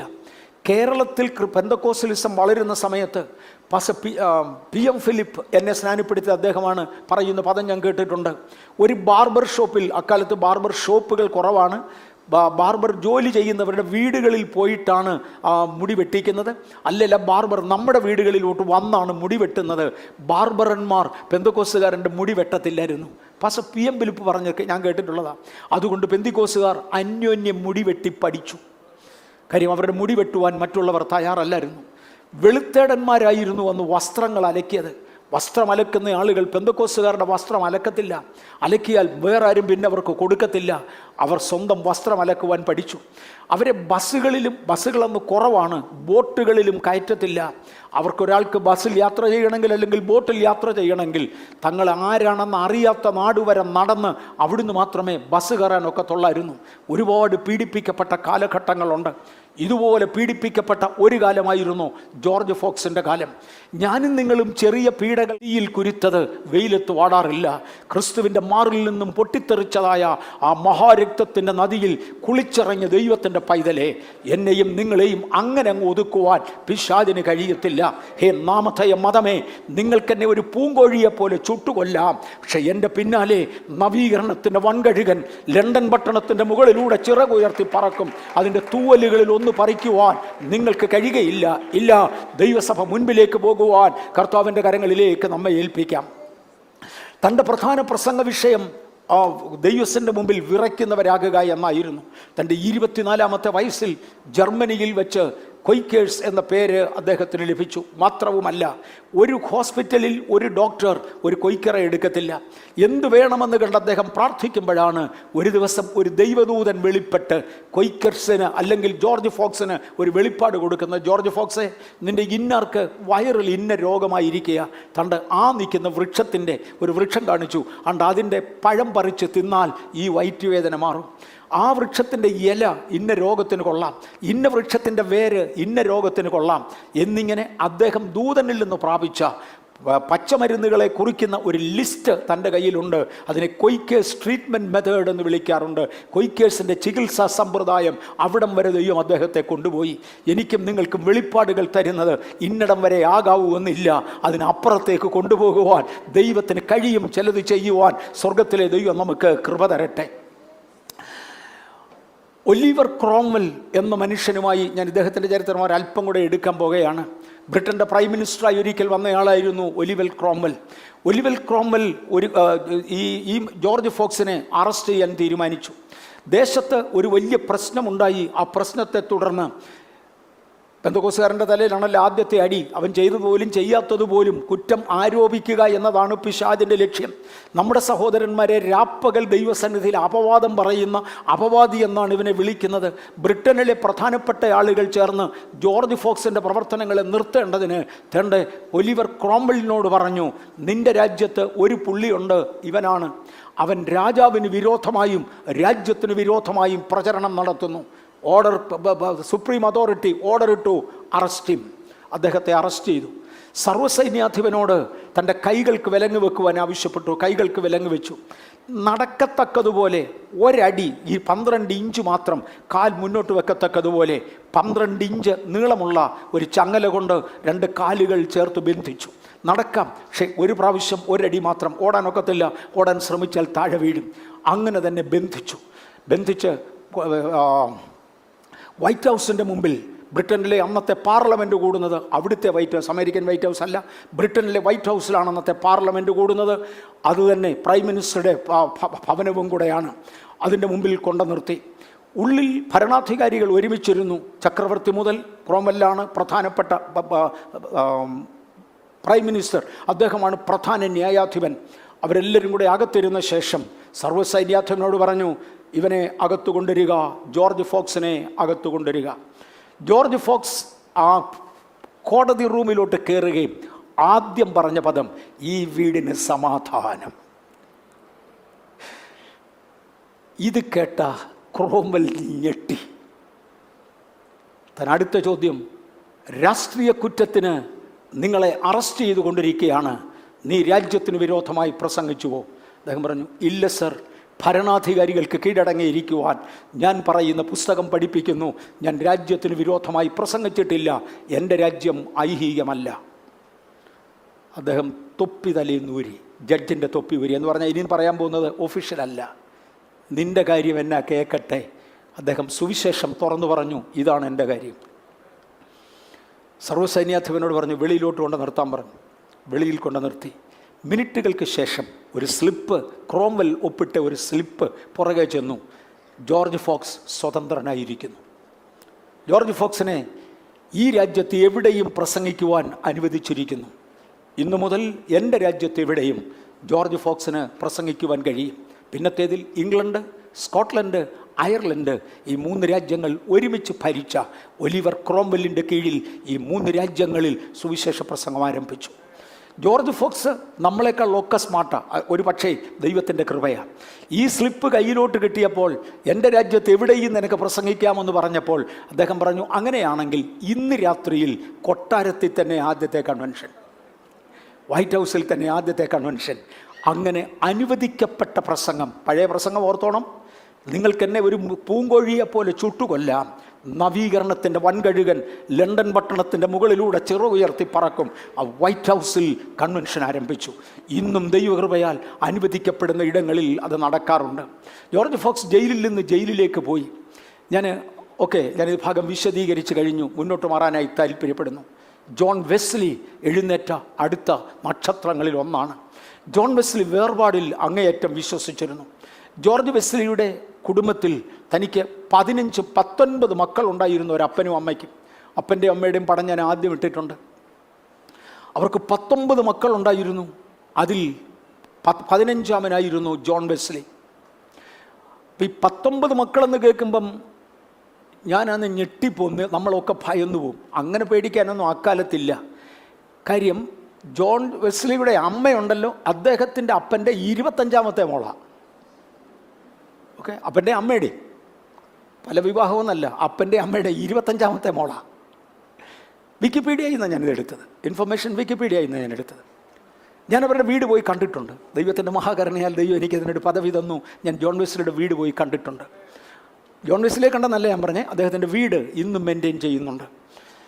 ഈ അമ്മ ഒരു ദിവസം, ഓരോ ദിവസവും ഉച്ചയ്ക്ക് ലഞ്ചിന് മുമ്പേ തൻ്റെ മുഴുവൻ മക്കളെയും വിളിച്ച് വേദപുസ്തകം ഗ്രീക്കിലും ജർമ്മൻ ഭാഷയിലും ഗ്രീക്കിലും ഇംഗ്ലീഷിലും വായിച്ചു എന്ന് ഉറപ്പുവരുത്തും. അതേ ദിവസം ഡിന്നറിന് മുന്നമേ വീണ്ടും അവർ വായിച്ചു എന്ന് ഉറപ്പുവരുത്തും. 19 മക്കളിൽ പലരും മരിച്ചുപോയി. അവർക്ക് കുഞ്ഞുങ്ങളെ വളർത്തുവാൻ അമ്മ പ്രാഗൽഭ്യം കാണിച്ചിരുന്നു. അതുകൊണ്ട് ഉണർവിൻ്റെ പിമ്പിൽ പ്രവർത്തിച്ചത് ആ അമ്മയാണെന്ന് പറയുന്നവരുണ്ട്. ബഥേലിലെ അമ്മമാരെ, ബഥലൈറ്റ്സിലെ അമ്മമാരെ, നമ്മുടെ കുഞ്ഞുങ്ങളെ ഒന്ന് വളർത്തുവാൻ സ്വർഗത്തിലെ ദൈവം നമുക്ക് കൃപ തരട്ടെ. അപ്പനാ കൂടുതൽ ചുമതലയെന്ന് ഞാൻ ഓർമ്മിപ്പിക്കാം. നമ്മുടെ കുഞ്ഞുങ്ങളെ വളർത്തിക്കൊണ്ടുവരുവാൻ സ്വർഗത്തിലെ ദൈവം നമുക്ക് കൃപ തരട്ടെ. തൻ്റെ ചെറിയ പ്രായത്തിലൊരു സംഭവം നടന്നു. അവർ താമസിച്ചിരുന്നത് ഒരു ഡബിൾ സ്റ്റോറി ബിൽഡിങ്ങിലാണ്. ആ ഡബിൾ സ്റ്റോറി ബിൽഡിങ്ങിൻ്റെ മുകളിലത്തെ നിലയിലായിരുന്നു ഈ മനുഷ്യൻ കിടന്നിരുന്നത്. അദ്ദേഹം അവിടെ കിടക്കുന്ന സമയത്ത് വീടിന് തീ പിടിച്ചു. താഴത്തെ നിലയിലായിരുന്നു ബാക്കി കുഞ്ഞുങ്ങൾ, മുകളിലത്തെ നിലയിലും കുറേ പേരുണ്ട്. എല്ലാവരെയും മാതാപിതാക്കൾ രക്ഷിച്ചു. അതോടുകൂടെ തീ കത്തി അങ്ങ് ഉയർന്നു, മുകളിലത്തെ നിലയും തീയിലായി. ഇദ്ദേഹം 3ാമത്തെ നിലയിൽ കിടക്കുക. തന്നെ രക്ഷിക്കുവാൻ യാതൊരു മാർഗവുമില്ലെന്ന് കണ്ടപ്പോൾ അവരുടെ പള്ളിക്കാർ കുറേ പേര് തീപിടുത്തം അറിഞ്ഞുകൊണ്ട് ഓടി വന്നവർ ഒരുത്തൻ്റെ തോളയിൽ വേറൊരുത്തൻ വീതം കയറി നിന്ന് 2 നില കെട്ടിടത്തിൻ്റെ മുകളിൽ നിന്ന് 5 വയസ്സ് മാത്രം പ്രായമുള്ള ജോൺ വെസ്ലിയെ പുറത്തെടുത്തു. ജോൺ വെസ്ലി പ്രസംഗിക്കുന്നിടത്ത് മുഴുവനും പ്രസംഗിക്കുമായിരുന്നു, ഞാൻ തീയിൽ നിന്നും വലിച്ചെടുക്കപ്പെട്ട ഒരു കൊള്ളിയ. സക്കരിയാവിൻ്റെ പ്രവചനത്തിൽ ഉള്ള ഒരു വാക്യമാണിത്, a brand plugged out of fire. ഓരോ പ്രസംഗത്തിലും താൻ ഇത് മെൻഷൻ ചെയ്യുമായിരുന്നു. ദൈവം എൻ്റെ ആയുസ് ദീർഘിപ്പിച്ചത് ഒരു ഉദ്ദേശത്തിന് വേണ്ടിയാണെന്നറിയാമായിരുന്നു. എൻ്റെ ആയുസ് ദൈവം ദീർഘിപ്പിച്ചത് ഒരു ഉദ്ദേശത്തിന് വേണ്ടിയാണെന്ന് എനിക്കറിയാം. ഇതിനകത്തിരിക്കുന്ന എത്ര പേർക്കറിയാം നിങ്ങളുടെ ആയുസ് ദൈവം ദീർഘിപ്പിച്ചത് ഒരു ഉദ്ദേശത്തിന് വേണ്ടിയാണ്? അത് നിവർത്തിക്കപ്പെടുന്നോ എന്ന് നമുക്ക് നമ്മെ തന്നെ ശോധന ചെയ്യാം. എനിക്ക് 60 വയസ്സ് തികഞ്ഞു, പിന്നെ 70 തികഞ്ഞു. ഈ രണ്ട് സാഹചര്യങ്ങളിലും മണിക്കൂറുകൾ വേറിട്ട് എനിക്ക് 60 വയസ്സ് തികയുമ്പോൾ മണിക്കൂറുകളൊന്നുമല്ല, ഏറെക്കുറെ ഒരാഴ്ചയോളം വേറിട്ടിരുന്ന് ഞാൻ ഇങ്ങനെ ചിന്തിച്ചിട്ടുണ്ട്. ഈ 60 വയസ്സ് ജീവിച്ചിരുന്നത് കൊണ്ട് ഒത്തിരി അരിയും കപ്പയും തിന്നുന്നേ ഉള്ളോ, ഒത്തിരി ഇറച്ചിയും മീനും തിന്നേ ഉള്ളോ, അതുകൊണ്ട് വല്ല ലോകത്തിന് കൊടുക്കത്തക്കതുപോലെ സാധിച്ചോ? ദൈവരാജ്യത്തിന് പ്രയോജനമുള്ളത് എന്തെങ്കിലും സാധിച്ചോ? അടുത്ത ഒരു കൊല്ലം കൂടെ ജീവനോടിരുന്നാൽ, നമ്മൾ ഈ ബർത്ത്ഡേ ഒക്കെ ആഘോഷിക്കുമ്പം ഇതൊന്നും പറയാറില്ല കേട്ടോ, ഇതിങ്ങനെയൊക്കെയുള്ള സന്ദർഭത്തിലല്ലേ ഓർപ്പിക്കേണ്ടത്. അതുകൊണ്ട് ഞാൻ ഓർപ്പിക്കുക, എനിക്ക് ഇത്ര വയസ്സായി, അടുത്ത വർഷത്തേക്ക് പ്രാർത്ഥിച്ചോണോ എന്ന് പറയുമ്പോൾ വല്ലതും തിന്നാനുള്ള കൃപയ്ക്കാണോ ചോദിക്കേണ്ടത്? അതോ കർത്താവ് എന്തെങ്കിലും ദൈവത്തിങ്കിൽ നിന്ന് പ്രാപിച്ച് ലോകത്തിന് കൊടുക്കുവാൻ ദൈവം എൻ്റെ കയ്യിൽ തരണേ എന്ന് പറയാൻ കഴിയുമോ? അവരെയാണ് ദൈവം അനുഗ്രഹിക്കേണ്ടത്, അവരാണ് വളരേണ്ടത്. തൻ്റെ ആയുസ് മുഴുവനും പ്രസംഗിച്ചിരുന്നു, ഞാനൊരു തീയിലൂടെ രക്ഷപ്പെട്ടവനാണ്, തീയിൽ നിന്ന് വലിച്ചെടുക്കപ്പെട്ട ഒരു കൊള്ളിയ. ജോൺ വെസ്ലിയുടെ ഉപദേശത്തിൽ ഇവിടെ ഒന്ന് ശ്രദ്ധിച്ചോണം. അദ്ദേഹത്തിൻ്റെ ഉപദേശത്തിൽ the relationship between grace, faith and holiness, the heart and life, ഇത് തമ്മിലുള്ള റിലേഷൻ എന്തുവാണ്? ഒരു ഭാഗത്ത് ദൈവകൽപ്പനകൾ പ്രമാണിച്ചു പോകണം, വിശുദ്ധ ജീവിതം അതിനാവശ്യമാണ്. വേറൊരു വശത്ത് പ്രവൃത്തിയാൽ യാതൊരു നീതീകരണവുമില്ല, നീതീകരിക്കപ്പെടുന്നത് മുഴുവനും കൃപയാല. ഇത് തമ്മിലുള്ള ബന്ധമെന്ത്? ഇത് രണ്ട് ഒറ്റപ്പെട്ട രണ്ട് പ്രസ്താവനകളല്ല, തിരുവചനം ഇതിനെ തമ്മിൽ യോജിപ്പിക്കുന്നു. തൻ്റെ relationship between grace and faith and holiness of heart, അതിനോട് ചേർന്ന് ജീവിതത്തിലേക്ക് അത് വ്യാപരിക്കുക. ദൈവത്തിൻ്റെ കൃപയെന്ന് പറയുന്നത് ന്യായപ്രമാണത്തിൽ നിന്നും പാപത്തിൽ നിന്നും ഒരുപോലെ വിമോചനം തന്നതാണ്. പാപത്തിൽ നിന്ന് വിമോചനം ലഭിച്ചിട്ടില്ലെങ്കിൽ ന്യായപ്രമാണത്തിൽ നിന്ന് വിമോചനം പറ്റത്തില്ല. കാര്യം അത് അനുസരിച്ചേ പറ്റൂ. വിശുദ്ധ ജീവിതം ചെയ്തേ മതിയാകൂ, അതിന് കോംപ്രമൈസ് ഉള്ളതല്ല. ജോൺ വെസ്ലിയുടെ കാലമായപ്പോഴത്തേക്ക് പ്രകാശം ഒത്തിരിയും കൂടെ വളർന്നു. ഞാൻ ഈ പ്രകാശത്തെക്കുറിച്ചും ഇരുളിൽ നിന്ന് വെളിച്ചം വരുന്ന പ്രഭാതയാമത്തെക്കുറിച്ചും പറയുമ്പോൾ, പണ്ടൊരു കാലത്ത് എഴുന്നേറ്റ് പ്രകാശിക്കുക, നിൻ്റെ പ്രകാശം വന്നിരിക്കുന്നു എന്ന വിഷയത്തെ ആസ്പദമാക്കി ഒരു സിമ്പോസിയം, ഒരു ലേഖനം എഴുതി പരസ്യപ്പെടുത്തുവാൻ എന്നോട് ആവശ്യപ്പെടുകയും അതനുസരിച്ച് പരസഹായത്താൽ പാസ്റ്റർ വി ജസാൻകുട്ടി അന്നിവിടെ ഉണ്ടായിരുന്നു, അദ്ദേഹത്തിൻ്റെ സഹായത്താൽ ഒരു ലേഖനം എഴുതുകയും ചെയ്ത് എനിക്ക് ഓർമ്മയുണ്ട്. അന്ന് ഞാൻ കേട്ടിട്ടുള്ള ഒരു കഥ ഞാൻ അതിനകത്ത് ചേർത്തു. വിജയസാൻകുട്ടിയാണ് അതിൽ എഡിറ്റ് ചെയ്തത്. എനിക്ക് ഒരു കഥ എൻ്റെ അകത്ത് വന്നത് എനിക്ക് ഓർമ്മയുണ്ട്. ഒരു മനുഷ്യൻ വഴിയാത്രയിൽ ഒരു വഴി അമ്പലത്തിൽ കയറി കിടക്കുവാൻ സ്ഥലം അന്വേഷിച്ചു. വഴിയമ്പലത്തിൽ സ്ഥലമില്ലായിരുന്നു. യേശുവിൻ്റെ ജനനകാലത്ത് സംഭവിച്ചതുപോലെ വഴിയമ്പലത്തിൽ സ്ഥലമില്ലായിരുന്നു. ഈ മനുഷ്യൻ്റെ ദുരിതം കണ്ടുകൊണ്ട് വഴിയമ്പലക്കാരൻ അദ്ദേഹത്തോട് പറഞ്ഞു, ഇതിൻ്റെ പുറകിലത്തെ വരാന്തയിൽ കുറച്ച് സ്ഥലമുണ്ട്, നിനക്ക് വേണമെങ്കിൽ അവിടെ കിടന്നോളാൻ പറഞ്ഞു. അങ്ങനെ പുറകിലത്തെ വരാന്തയിൽ സ്വന്തം വിരിപ്പ് വിരിച്ച് ആ മനുഷ്യൻ കിടന്നുറങ്ങി. സുഖമായ ഉറക്കം, യാതൊരു പ്രശ്നവുമില്ല. നേരം പുലർന്നു വന്നു, കോഴികൾ കൂകി, വെളിച്ചം വീശി തുടങ്ങി. അദ്ദേഹം പതുക്കെ കണ്ണു തുറന്ന് നോക്കുമ്പോൾ തൻ്റെ വട്ടത്തിൽ കിടക്കുന്നത് പക്ഷികൾ കാഷ്ടിച്ചിട്ട കാഷ്ടമാണ്. അയ്യോ, ഇതിനകത്താണോ ഞാൻ എൻ്റെ ഷീറ്റ് വിരിച്ചതെന്ന് തോന്നി. ഒന്ന് എഴുന്നേറ്റ് കഴിഞ്ഞപ്പോൾ വെളിയിലോട്ട് പോകാൻ സ്ഥലമില്ല, അതുപോലെ അഴുക്ക വട്ടത്തിൽ. ഇരുട്ടത്ത് ഇതൊന്നും അറിഞ്ഞില്ല. നേരം വെളുത്തപ്പോഴാണ് മനസ്സിലാകുന്നത് അതൊരു കൊച്ചു കന്നുകാലിക്കൂടോ അതുപോലെ ഏതാണ്ടൊന്നിൻ്റെ റിസംബ്ലൻസ് ആണ്. മൊത്തം അഴുക്ക. ഇരുട്ടത്ത് വന്ന് കിടക്കുന്ന ഒരാളിന് അഴുക്കിനെക്കുറിച്ച് അറിയത്തില്ല. വെളിച്ചം വീശി തുടങ്ങുമ്പോഴാണ് അഴുക്കിനെക്കുറിച്ച് അറിയുന്നത്. എഴുന്നേറ്റ് പ്രകാശിക്കുക, നിന്റെ പ്രകാശം വന്നു. പ്രകാശം വന്നെങ്കിൽ ജീവിതത്തിൽ വിട്ടുകളയേണ്ടതും അയോഗ്യമായതും മലിനമായതും തിരിച്ചറിയാൻ കഴിയും. അതില്ലാത്തിടത്തോളമാണ് ആ മലിനതകളെക്കുറിച്ച് നമുക്കറിയാൻ കഴിയാതെ പോകുന്നത്. അദ്ദേഹത്തിന് പറയാനുണ്ടായിരുന്നത് ഇവയൊക്കെ തമ്മിലുള്ള ബന്ധം എന്തുവാണ്? വിശുദ്ധ ജീവിതം. ജോൺ വെസ്ലിയുടെ ജീവിതം ടോട്ടലി വിശുദ്ധിയെ പഠിപ്പിക്കുന്നതായിരുന്നു. വേർപാടിൻ്റെ അഗ്രഗണ്യേഷ്യനായിരുന്നു. തന്നെക്കുറിച്ച് പറയുമ്പോൾ മറന്നു കളയാൻ ഒക്കാത്ത 1-2 കാര്യം കൂടെ ഞാൻ പറഞ്ഞോട്ടെ. തൻ്റെ കൂടെ പ്രവർത്തിച്ചതാണ് ചാൾസ്. തൻ്റെ അനുജന ചാൾസ് വെസ്ലി തൻ്റെ അനുജൻ, ഞാൻ തിരിച്ചു വരാം ജോൺ വെസ്ലിയിൽ. ചാൾസ് വെസ്ലി തൻ്റെ അനുജനാണ്. പക്ഷേ ആദ്യം പ്രവർത്തനം തുടങ്ങുന്നത് ചാൾസ് വെസ്ലിയാണ്.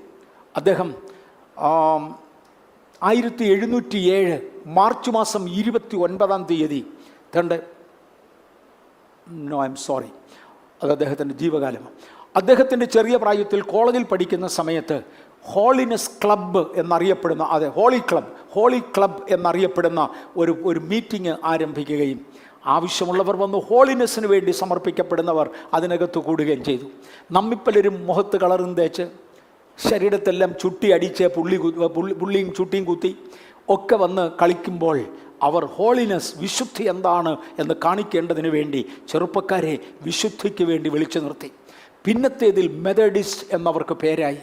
ജോൺ വെസ്ലി വന്ന് തൻ്റെ അനുജൻ സ്ഥാപിച്ചതായ ഹോളി ക്ലബിൻ്റെ ചുമതല ഏറ്റെടുക്കുകയും തുടർന്ന് അവർ ഒരുമിച്ച് പ്രവർത്തിക്കുകയുമായിരുന്നു. ബോത്ത് വർ സ്ട്രോങ്. ഇരുവരും തമ്മിൽ ദൈവശാസ്ത്രപരമായ പല ഉപദേശങ്ങൾക്കും ശക്തമായ പ്രതിഷേധങ്ങൾ ഉണ്ടായിരുന്നു. പക്ഷെ അവരൊരിക്കലും തമ്മിൽ തല്ലിയിട്ടില്ല. ആ പ്രതിഷേധങ്ങൾ അവരവർ തന്നെ സൂക്ഷിച്ചു. അവരവർ തന്നെ അവരുടെ പ്രതിഷേധങ്ങൾ സൂക്ഷിച്ചുകൊണ്ടും അന്യോന്യം പല വിഷയങ്ങളിലും യോജിക്കാതിരുന്നിട്ടും ഒരുമിച്ച് അവർ പ്രവർത്തിച്ചു. അവരുടെ പ്രവർത്തനത്തിൽ അപ്പനും അമ്മയ്ക്കും അവരിരുവർക്കുമുള്ള സ്ഥാനം വലുതാണ്. മെത്തഡിസ്റ്റ് ചർച്ചായിട്ട് അത് മാറുകയുണ്ടായി. അദ്ദേഹത്തിൻ്റെ ഡോക്ട്രിൻ സകല മനുഷ്യരും ജന്മന ആദമ്യ സ്വഭാവത്തിൽ പാപികളാണ്. റോമാലേഖനം 5:12. അതുകൊണ്ട് ഏക മനുഷ്യനാൽ പാപവും പാപത്താൽ മരണവും ലോകത്തിൽ കടന്നു. എല്ലാവരും പാപികളാണ്. മറക്കരുത്, ഞാനും നിങ്ങളും പാപികളാണ്. നാം പാപം ചെയ്തിട്ട് പാപികളാകുന്നതല്ല. ഞാൻ പറയേണ്ട കാര്യങ്ങൾ ചേർത്ത് പറയണമല്ലോ. നമ്മൾ പാപം ചെയ്തിട്ട് പാപികളാകുന്നതല്ല. നാം പാപികളാകയാൽ പാപവാസന നമ്മുടെ അകത്തുള്ളത് കൊണ്ടാണ്. ഒരു പട്ടി കുരച്ചു പട്ടിയാകുക എന്നോ അല്ല. ഏതോ ഒരു മൃഗം രാവിലെ തുടങ്ങി കുരച്ചങ്ങ് പട്ടിയാകുക എന്നോ അല്ല. അത് പട്ടിയായി ജനിച്ചതുകൊണ്ട് കുരയ്ക്കാൻ പ്രായമാകുമ്പോൾ കുരച്ചിരിക്കും. പാമ്പ് കടിച്ചു പാമ്പാകുകയാണോ? അല്ല, അത് പാമ്പായി പിറന്നതുകൊണ്ട് കടിച്ചിരിക്കും. മനുഷ്യൻ പാപം ചെയ്ത് പാപിയാകുക എന്നോ അല്ല. പാപിയായി ജനിച്ചതിനാൽ തക്ക സമയത്ത് പാപം ചെയ്തിരിക്കും. പാപം സകലരിലും കടന്നു. എല്ലാവരും പാപികളായി തീർന്നു. 2, സ്വന്തം ശ്രമത്തിൽ തനിക്ക് രക്ഷപ്പെടുവാൻ ആർക്കും കഴിയുകയില്ല. അത് ജോൺ വെസ്ലിയുടെ ഡോക്ട്രിനാണ്. അങ്ങനെ തിരുവചനത്തിൽ നിന്ന് എടുത്തു കൊടുത്ത ആ പ്രകാശമാണ്. നമ്മൾക്കെല്ലാം അത് അറിയാവുന്നതാണ്. സ്വന്തം കഴിവിനാൽ ആർക്കും രക്ഷപ്പെടാൻ കഴിയുകയില്ല. പാപസാഗരത്തിൽ മുങ്ങിക്കിടക്കുന്ന ഒരാളിനെ കുറിച്ച് പാസ്റ്റർ വി.എ. തോമസ് തന്ന ഒരു ഇല്ലസ്ട്രേഷൻ പറയാൻ ആഗ്രഹിക്കുന്നു. എനിക്ക് നീന്തൽ അറിയാൻ വയ്യ, ഞാൻ ഒരു കുളത്തിനകത്ത് അകപ്പെട്ടു പോയി എന്നിരിക്കട്ടെ. പാസ്റ്റർ വി.എ. തോമസ് പറഞ്ഞ മറുപടിയാണ്. അപ്പോഴൊരാൾ വന്ന് പറയുക, സ്വന്തം പരിശ്രമത്താൽ ജയിക്കാൻ കഴിയുമ്പോഴാ നീ ഒരു കാര്യം ചെയ്യ്, നിൻ്റെ വലത്തെ കൈ അങ്ങോട്ട് കിളത്തി നിൻ്റെ മുടിയലോട്ട് പിടിച്ച് നിന്നെ തന്നെ പൊക്കി ഇഞ്ഞ് കരയ്ക്കോട്ട് വെക്കടാ. പൊട്ട, ഇത് നടക്കുന്ന കാര്യമാണ്. ആഴമായ വെള്ളത്തിൽ കിടക്കുന്ന ഞാൻ എൻ്റെ വലത്തെ കൈ പോക്കി എൻ്റെ മുടിയെ പിടിച്ച് പോക്കി കരയ്ക്ക് വെക്കാൻ പറഞ്ഞ നടക്കുന്ന കാര്യമാണോ? പരസഹായത്താൽ അല്ലാതെ ഇതുപോലൊരു സാഹചര്യത്തിൽ രക്ഷപ്പെടാൻ ഒക്കത്തില്ല.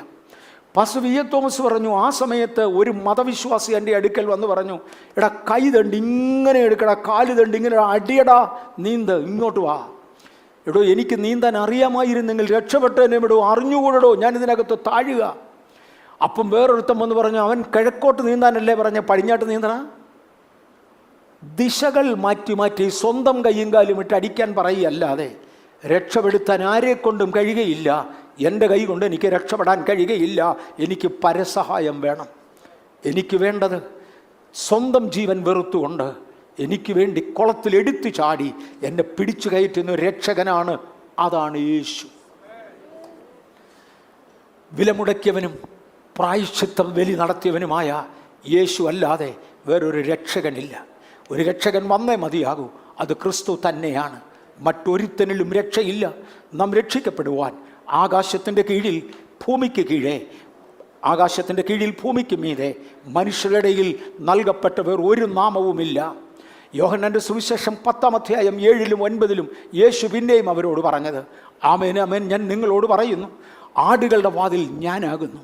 എന്നിലൂടെ കടക്കുന്നവൻ രക്ഷപ്പെടും. അവൻ അകത്തു വരികയും പുറത്തു പോകുകയും മേച്ചിൽ കണ്ടെത്തുകയും ചെയ്യും. താൻ മുഖേന ദൈവത്തോട് അടുക്കുന്നവർക്ക് പൂർണ്ണമായി രക്ഷിക്കുവാൻ താൻ ശക്തനാണ് എന്ന് തിരുവചനം അടിമുടി പുസ്തകത്തിൽ നിന്നാണ് ഞാൻ പറഞ്ഞത്. മറ്റൊരുത്തനിലും രക്ഷയില്ല എന്ന വാക്യശകലം.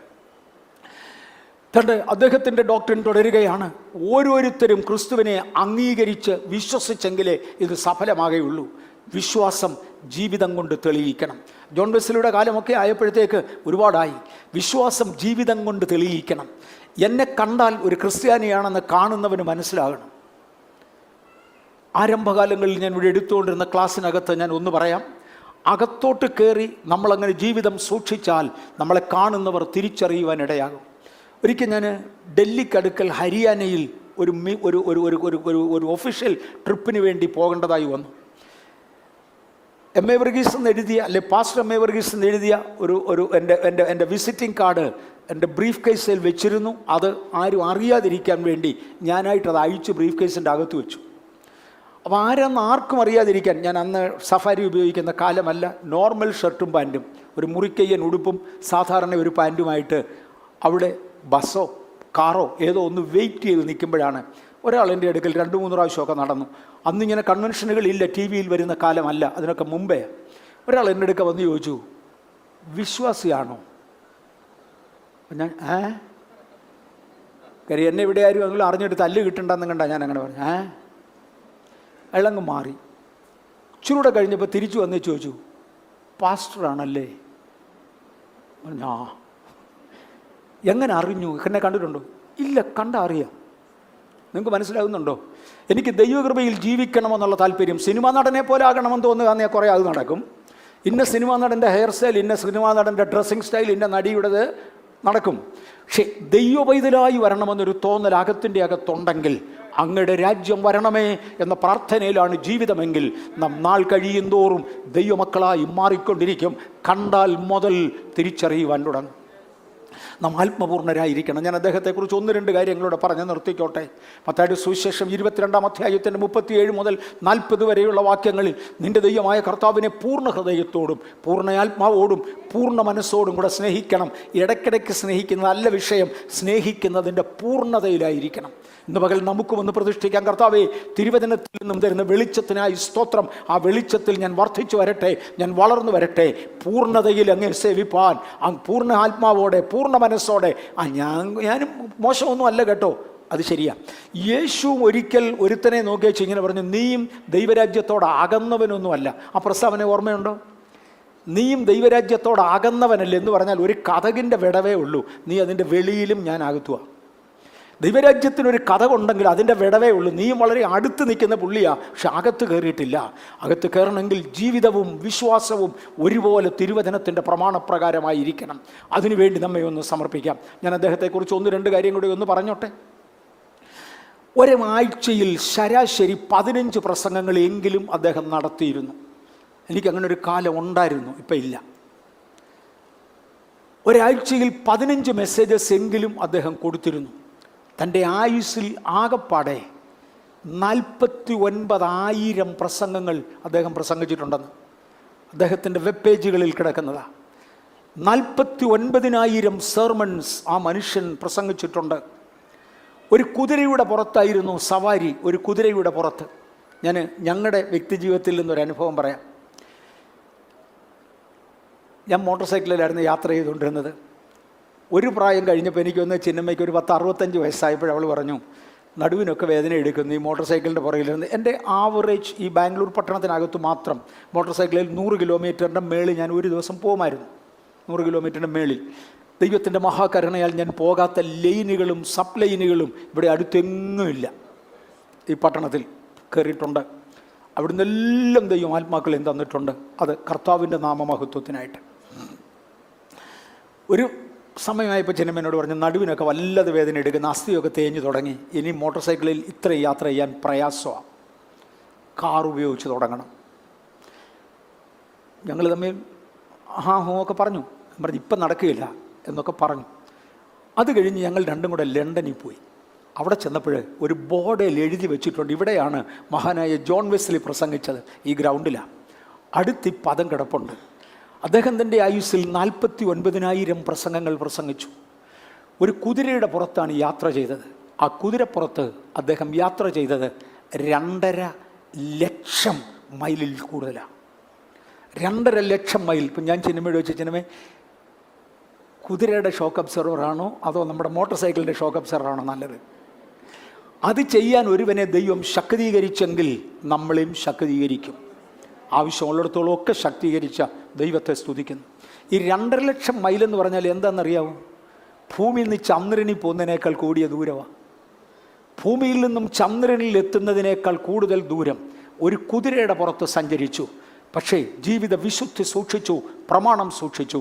അവസാനം 17 ലക്ഷം ആളുകളെ സ്നാനപ്പെടുത്തിയ, ലോകത്തിലെ ഏറ്റവും കൂടുതൽ ആളുകളെ സ്നാനപ്പെടുത്തിയ മനുഷ്യനായി ജോൺ വെസ്ലി മാറി. എന്തിനാ ഞാൻ ഈ ചരിത്രം കൊണ്ടുവരുന്നത്? നിങ്ങളിൽ ചിലരെ ഉയർത്തുവാൻ ദൈവത്തിന് കഴിയും. ജോൺ വെസ്ലി തിരിച്ചു വരത്തില്ല, പക്ഷെ ഇതിനകത്ത് ചിലരെ ഉയർത്തുവാൻ ദൈവത്തിന് കഴിയും. പ്രഭാത നക്ഷത്രങ്ങൾ ഉയർന്നു തുടങ്ങുന്ന, പ്രഭാതത്തിൻ്റെ വെളിച്ചം പകരുന്ന ഈ ദിവസങ്ങളിൽ മുന്നോട്ട് പോകുവാൻ സ്വർഗത്തിലെ ദൈവം നമുക്ക് കൃപ തരട്ടെ എന്ന് ഞാൻ പ്രാർത്ഥിക്കുന്നു. ഞാനിവിടെ നിർത്താൻ പോകുകയാണ്. D.L. മൂഡിയെ ഒന്ന് തൊട്ടേച്ച് ഞാനങ്ങ് മാറിയേക്കാം. D.L. മൂഡി മൊറോവിയൻ മതത്തിൽപ്പെട്ടവനായിരുന്നു. ആ ഒരൊറ്റ മനുഷ്യൻ ജോൺ ഹസ്, അദ്ദേഹത്തിൻ്റെ സംഭാവനയായിരുന്നു മൊറോവിയൻ ഉപദേശങ്ങൾ. നമ്മൾ പഠിപ്പിക്കുന്ന അതിൻ്റെ ടോപ്പ്, അതിനേക്കാൾ സീനിയർ ലെവലില്ല. കേരളത്തിൽ നിന്ന് ദൈവവചനം പഠിപ്പിച്ചുകൊണ്ടിരുന്ന ഒരു മനുഷ്യൻ, അല്ലെങ്കിൽ ദൈവത്തിന് വേണ്ടി ജീവിക്കുന്ന ഒരു മനുഷ്യൻ എന്നോട് പറഞ്ഞ ഒരു സംഭവമുണ്ട്. കേരളത്തിലെ ക്രിസ്ത്യാനിയുടെ ചരിത്രം ഒന്ന് എടുത്താൽ അധപ്പതിച്ച ഒരു കാലഘട്ടം നമുക്കുണ്ടായിരുന്നു. എല്ലാവരും മദ്യപിക്കുകയും അങ്ങനെ നടക്കുകയും ചെയ്ത ഒന്ന്. ക്രിസ്തുമസ് എന്ന് പറഞ്ഞാൽ കള്ളുകുപ്പിയും കാളയും കൂടെയാണെന്ന് പറഞ്ഞവർ ഒരു കാലമുണ്ടായിരുന്നു. എന്നാൽ അവിടെ നിന്ന് മാറി വിശുദ്ധ ജീവിതത്തെക്കുറിച്ച് ജനം മനസ്സിലാക്കി. അതിനെ തുടർന്ന് അടുത്ത പടിയിലേക്ക് മാറി ഇവാഞ്ചലൈസേഷൻ. ഒരു ഇവാഞ്ചലിസ്റ്റിക് ഗ്രൂപ്പായിട്ട് ദൈവവചനം വിശ്വസിക്കുക, കൊണ്ട് നടക്കുക. ഒരു കുറച്ചുകൂടി അങ്ങനെ പോയപ്പോഴാണ് വിശ്വാസ സ്നാനത്തെക്കുറിച്ചുള്ള വെളിച്ചം കേരളത്തിൽ കടന്നത്. വിശ്വാസ സ്നാനത്തെക്കുറിച്ച് പഠിപ്പിച്ചതോടുകൂടെ ബ്രദറൻ സമ്പ്രദായങ്ങൾ പുറത്തോട്ട് വന്നു. അതിനെ തുടർന്നാണ് പെന്തിക്കോസ്റ്റിൻ്റെ ഇനീഷ്യൽ ആരംഭം. അതിനെ ഇന്നാളുകൾ വിളിക്കുന്നത് ബ്രന്തിക്കോസ്റ്റ് എന്ന, ബ്രദറും കോസ്റ്റും കൂടെ ഒരുമിച്ച് ചേർന്നത് ബ്രന്തിക്കോസ്റ്റ്. അവിടെ നിന്നാണ് ആത്മീയരായ പെന്തക്കോസ്റ്റുകാർ പുറത്തു വന്നത്. തിരിച്ചു പോകുവാൻ ഒരു പ്രവണത ലോകത്തിലുണ്ടെങ്കിലും മുൻപോട്ട് പോകുവാൻ സ്വർഗത്തിലെ ദൈവം നമുക്ക് കൃപ തരട്ടെ. എനിക്ക് ഒരുപാട് പേരെ തൊടാനുണ്ട്, പക്ഷേ അവരിൽ ആരുടെ അടുക്കൽ പോകുവാൻ ഞാൻ ആഗ്രഹിക്കുന്നില്ല. D.L. മൂഡി ദൈവത്തിന് വേണ്ടി ഒരുപാട് പ്രവർത്തിച്ചവനാണ്. D.L. മൂഡിയുടെ ചരിത്രത്തിൽ അദ്ദേഹവും ഒരു ഷൂ മേക്കറായിരുന്നു. ഒരിക്കൽ അദ്ദേഹം ഒരു സ്ഥലത്ത് ചെന്നൊരു പ്രസംഗം പറയാൻ ഒരുങ്ങുമ്പോൾ, ഒരു പ്രസംഗം പറയാൻ അനുവാദം ചോദിച്ചപ്പോൾ ആരോ ചെന്ന് ചോദിച്ചു, മൂടി വന്നിട്ടുണ്ട്, മൂടി ഒരു പ്രസംഗം പറയട്ടെ എന്ന്. അന്നേരത്ത് അവിടെ ഇരുന്ന് ഒരു ബിഷപ്പ് അദ്ദേഹത്തോട് പറഞ്ഞത്, why don't you go and make some shoe? ഇവിടെ വന്ന് പ്രസംഗിക്കാൻ വരാതെ why don't you go and make some shoe? നീ പോയി കുറച്ച് ഷൂ ഉണ്ടാക്കിക്കൂടെയെന്ന്. അപ്പം D.L. മൂഡി ഭവ്യതയോടെ പറഞ്ഞ മറുപടി, സർ, എനിക്ക് ഷൂ ഉണ്ടാക്കാൻ അറിയാൻ വയ്യ, കീറിയ ഷൂ തയ്ക്കാനേ എനിക്കറിയത്തുള്ളൂ, ഞാൻ ഷൂ ഉണ്ടാക്കത്തില്ല, എനിക്ക് അത്രയൊന്നും അറിഞ്ഞുകൂടാ. അയ്യോ വിടണ്ട ജോർജ് ഫോക്സിൻ്റെ കാര്യം. ജോർജ് ഫോക്സും ആട്ടിടയന് സഹായിയായി നിന്നു, ഷൂ മേക്കർക്ക്, ചെരുപ്പ് കുത്തിക്ക് അസിസ്റ്റൻ്റായി നിന്നു. അദ്ദേഹം ഒരു സഭയിൽ ചെന്ന് മെമ്പർഷിപ്പ് ചോദിച്ചു. ബോസ്റ്റണിലെ ഒരു ചർച്ചിൽ ചെന്ന് മെമ്പർഷിപ്പ് ചോദിച്ചു. അവർ പറഞ്ഞു, ഷൂ മേക്കർക്ക് മെമ്പർഷിപ്പ് തരുവാൻ ഇതിവിടെ പറ്റത്തില്ല, ഈ ചർച്ചിൽ വേണ്ട, go and make some shoe. അദ്ദേഹവും ഇതേ പദം പറഞ്ഞു, സർ, ഷൂ ഉണ്ടാക്കാൻ എനിക്കറിയാൻ വയ്യ, ഷൂ റിപ്പയർ ചെയ്യാം, പക്ഷേ ദൈവം എനിക്കൊരു മെമ്പർഷിപ്പ് തരും. ആ ബിഷപ്പിനെ വലിച്ചെറിഞ്ഞ് തൻ്റെ സഭയിൽ പ്രസംഗിക്കുവാൻ, തൻ്റെ സഭ നടത്തുവാൻ സ്വർഗം അദ്ദേഹത്തിന്, ജോർജ് ഫോക്സിന് കൃപ കൊടുത്തു. ഒരുപാടുണ്ട് ചരിത്രത്തിൽ. നിങ്ങളിൽ ചിലർ വെട്ടിത്തിളങ്ങുന്ന നക്ഷത്രങ്ങളായി ഈ തലമുറയിൽ കർത്താവിന് വേണ്ടി എഴുന്നേൽക്കുമോ? വെട്ടിത്തിളങ്ങിയ നക്ഷത്രങ്ങൾ പലരുണ്ട്, പരാജയപ്പെട്ടവരുമുണ്ട്. നാം പരാജയപ്പെടുന്നവരുടെ കൂട്ടത്തിലല്ല, വെട്ടിത്തിളങ്ങുന്ന നക്ഷത്രങ്ങളാകുവാൻ ദൈവകരങ്ങളിലേക്ക് നമ്മെ ഒന്ന് ഏൽപ്പിക്കാം. എൻ്റെ സമയം കഴിഞ്ഞു. കഴിഞ്ഞ ആഴ്ച ഞാൻ പറഞ്ഞായിരുന്നു, ഇസ്രയേൽ അവരുടെ വീടിനകത്ത് കയറുകയോ ഇറങ്ങുകയൊക്കെ ചെയ്യുമ്പോൾ അവരുടെ വീടിൻ്റെ സൈഡിൽ അതിൻ്റെ കട്ടിളക്കാലിൻ്റെ മേൽ ഇതൊന്ന് സൂം ചെയ്ത് കാണിക്കാൻ ഊക്കുമേ കാണിച്ചു. കട്ടിളക്കാലിൻ്റെ മേൽ കൽപ്പനകൾ എഴുതിയ ഒരു പ്രതി വെക്കുമെന്നും നമ്മുടെ പാപമോചന ചീട്ട് വിറ്റ കാര്യത്തെക്കുറിച്ച് പറഞ്ഞു തുടങ്ങിയപ്പോൾ ഞാൻ പറഞ്ഞതാണ്. ഈ സാധനമാണ് അവർ പൊതുവെ വെക്കുന്നത്, പല ഷേപ്പിൽ കിട്ടും. ഇതിനകത്ത് വെക്കാനുള്ളതാണ് ഈ കൽപ്പന. കൽപ്പന വേറെ ഇരിക്കുന്നേ ഉള്ളൂ എൻ്റെ.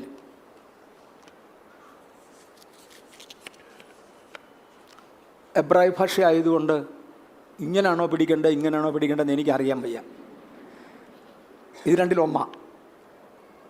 എങ്ങനെ പിടിക്കണമെന്ന് എനിക്ക് അറിഞ്ഞുകൂടാ.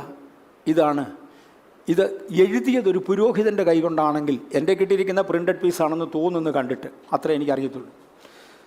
വില കുറഞ്ഞതാണ്. ഒരു പുരോഹിതൻ്റെ കൈ കൊണ്ടാണെങ്കിൽ കഴിഞ്ഞ ദിവസം അന്വേഷിച്ചപ്പോൾ $12 മുതൽ മേളിലോട്ടാണ്. അതൊരു മഹാപുരോഹിതൻ്റെ കൈ കൊണ്ടാണ് എഴുതിയതെങ്കിൽ $100 മേളിലാണ്. ഇത് ചെറുതായി ചുരുട്ടി അത് കെട്ടാൻ അവർ തന്നെ കോഷ്യറ്റ് ത്രെഡ് തരും.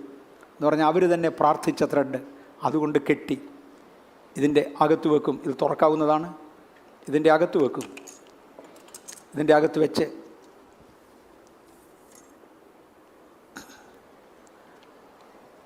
അടച്ചാണ് അവരുടെ കട്ടിളക്കാലിന്മേൽ വെക്കുന്നത്. നമ്മുടെ കട്ടിളക്കാലിന്മേൽ ഇതില്ല.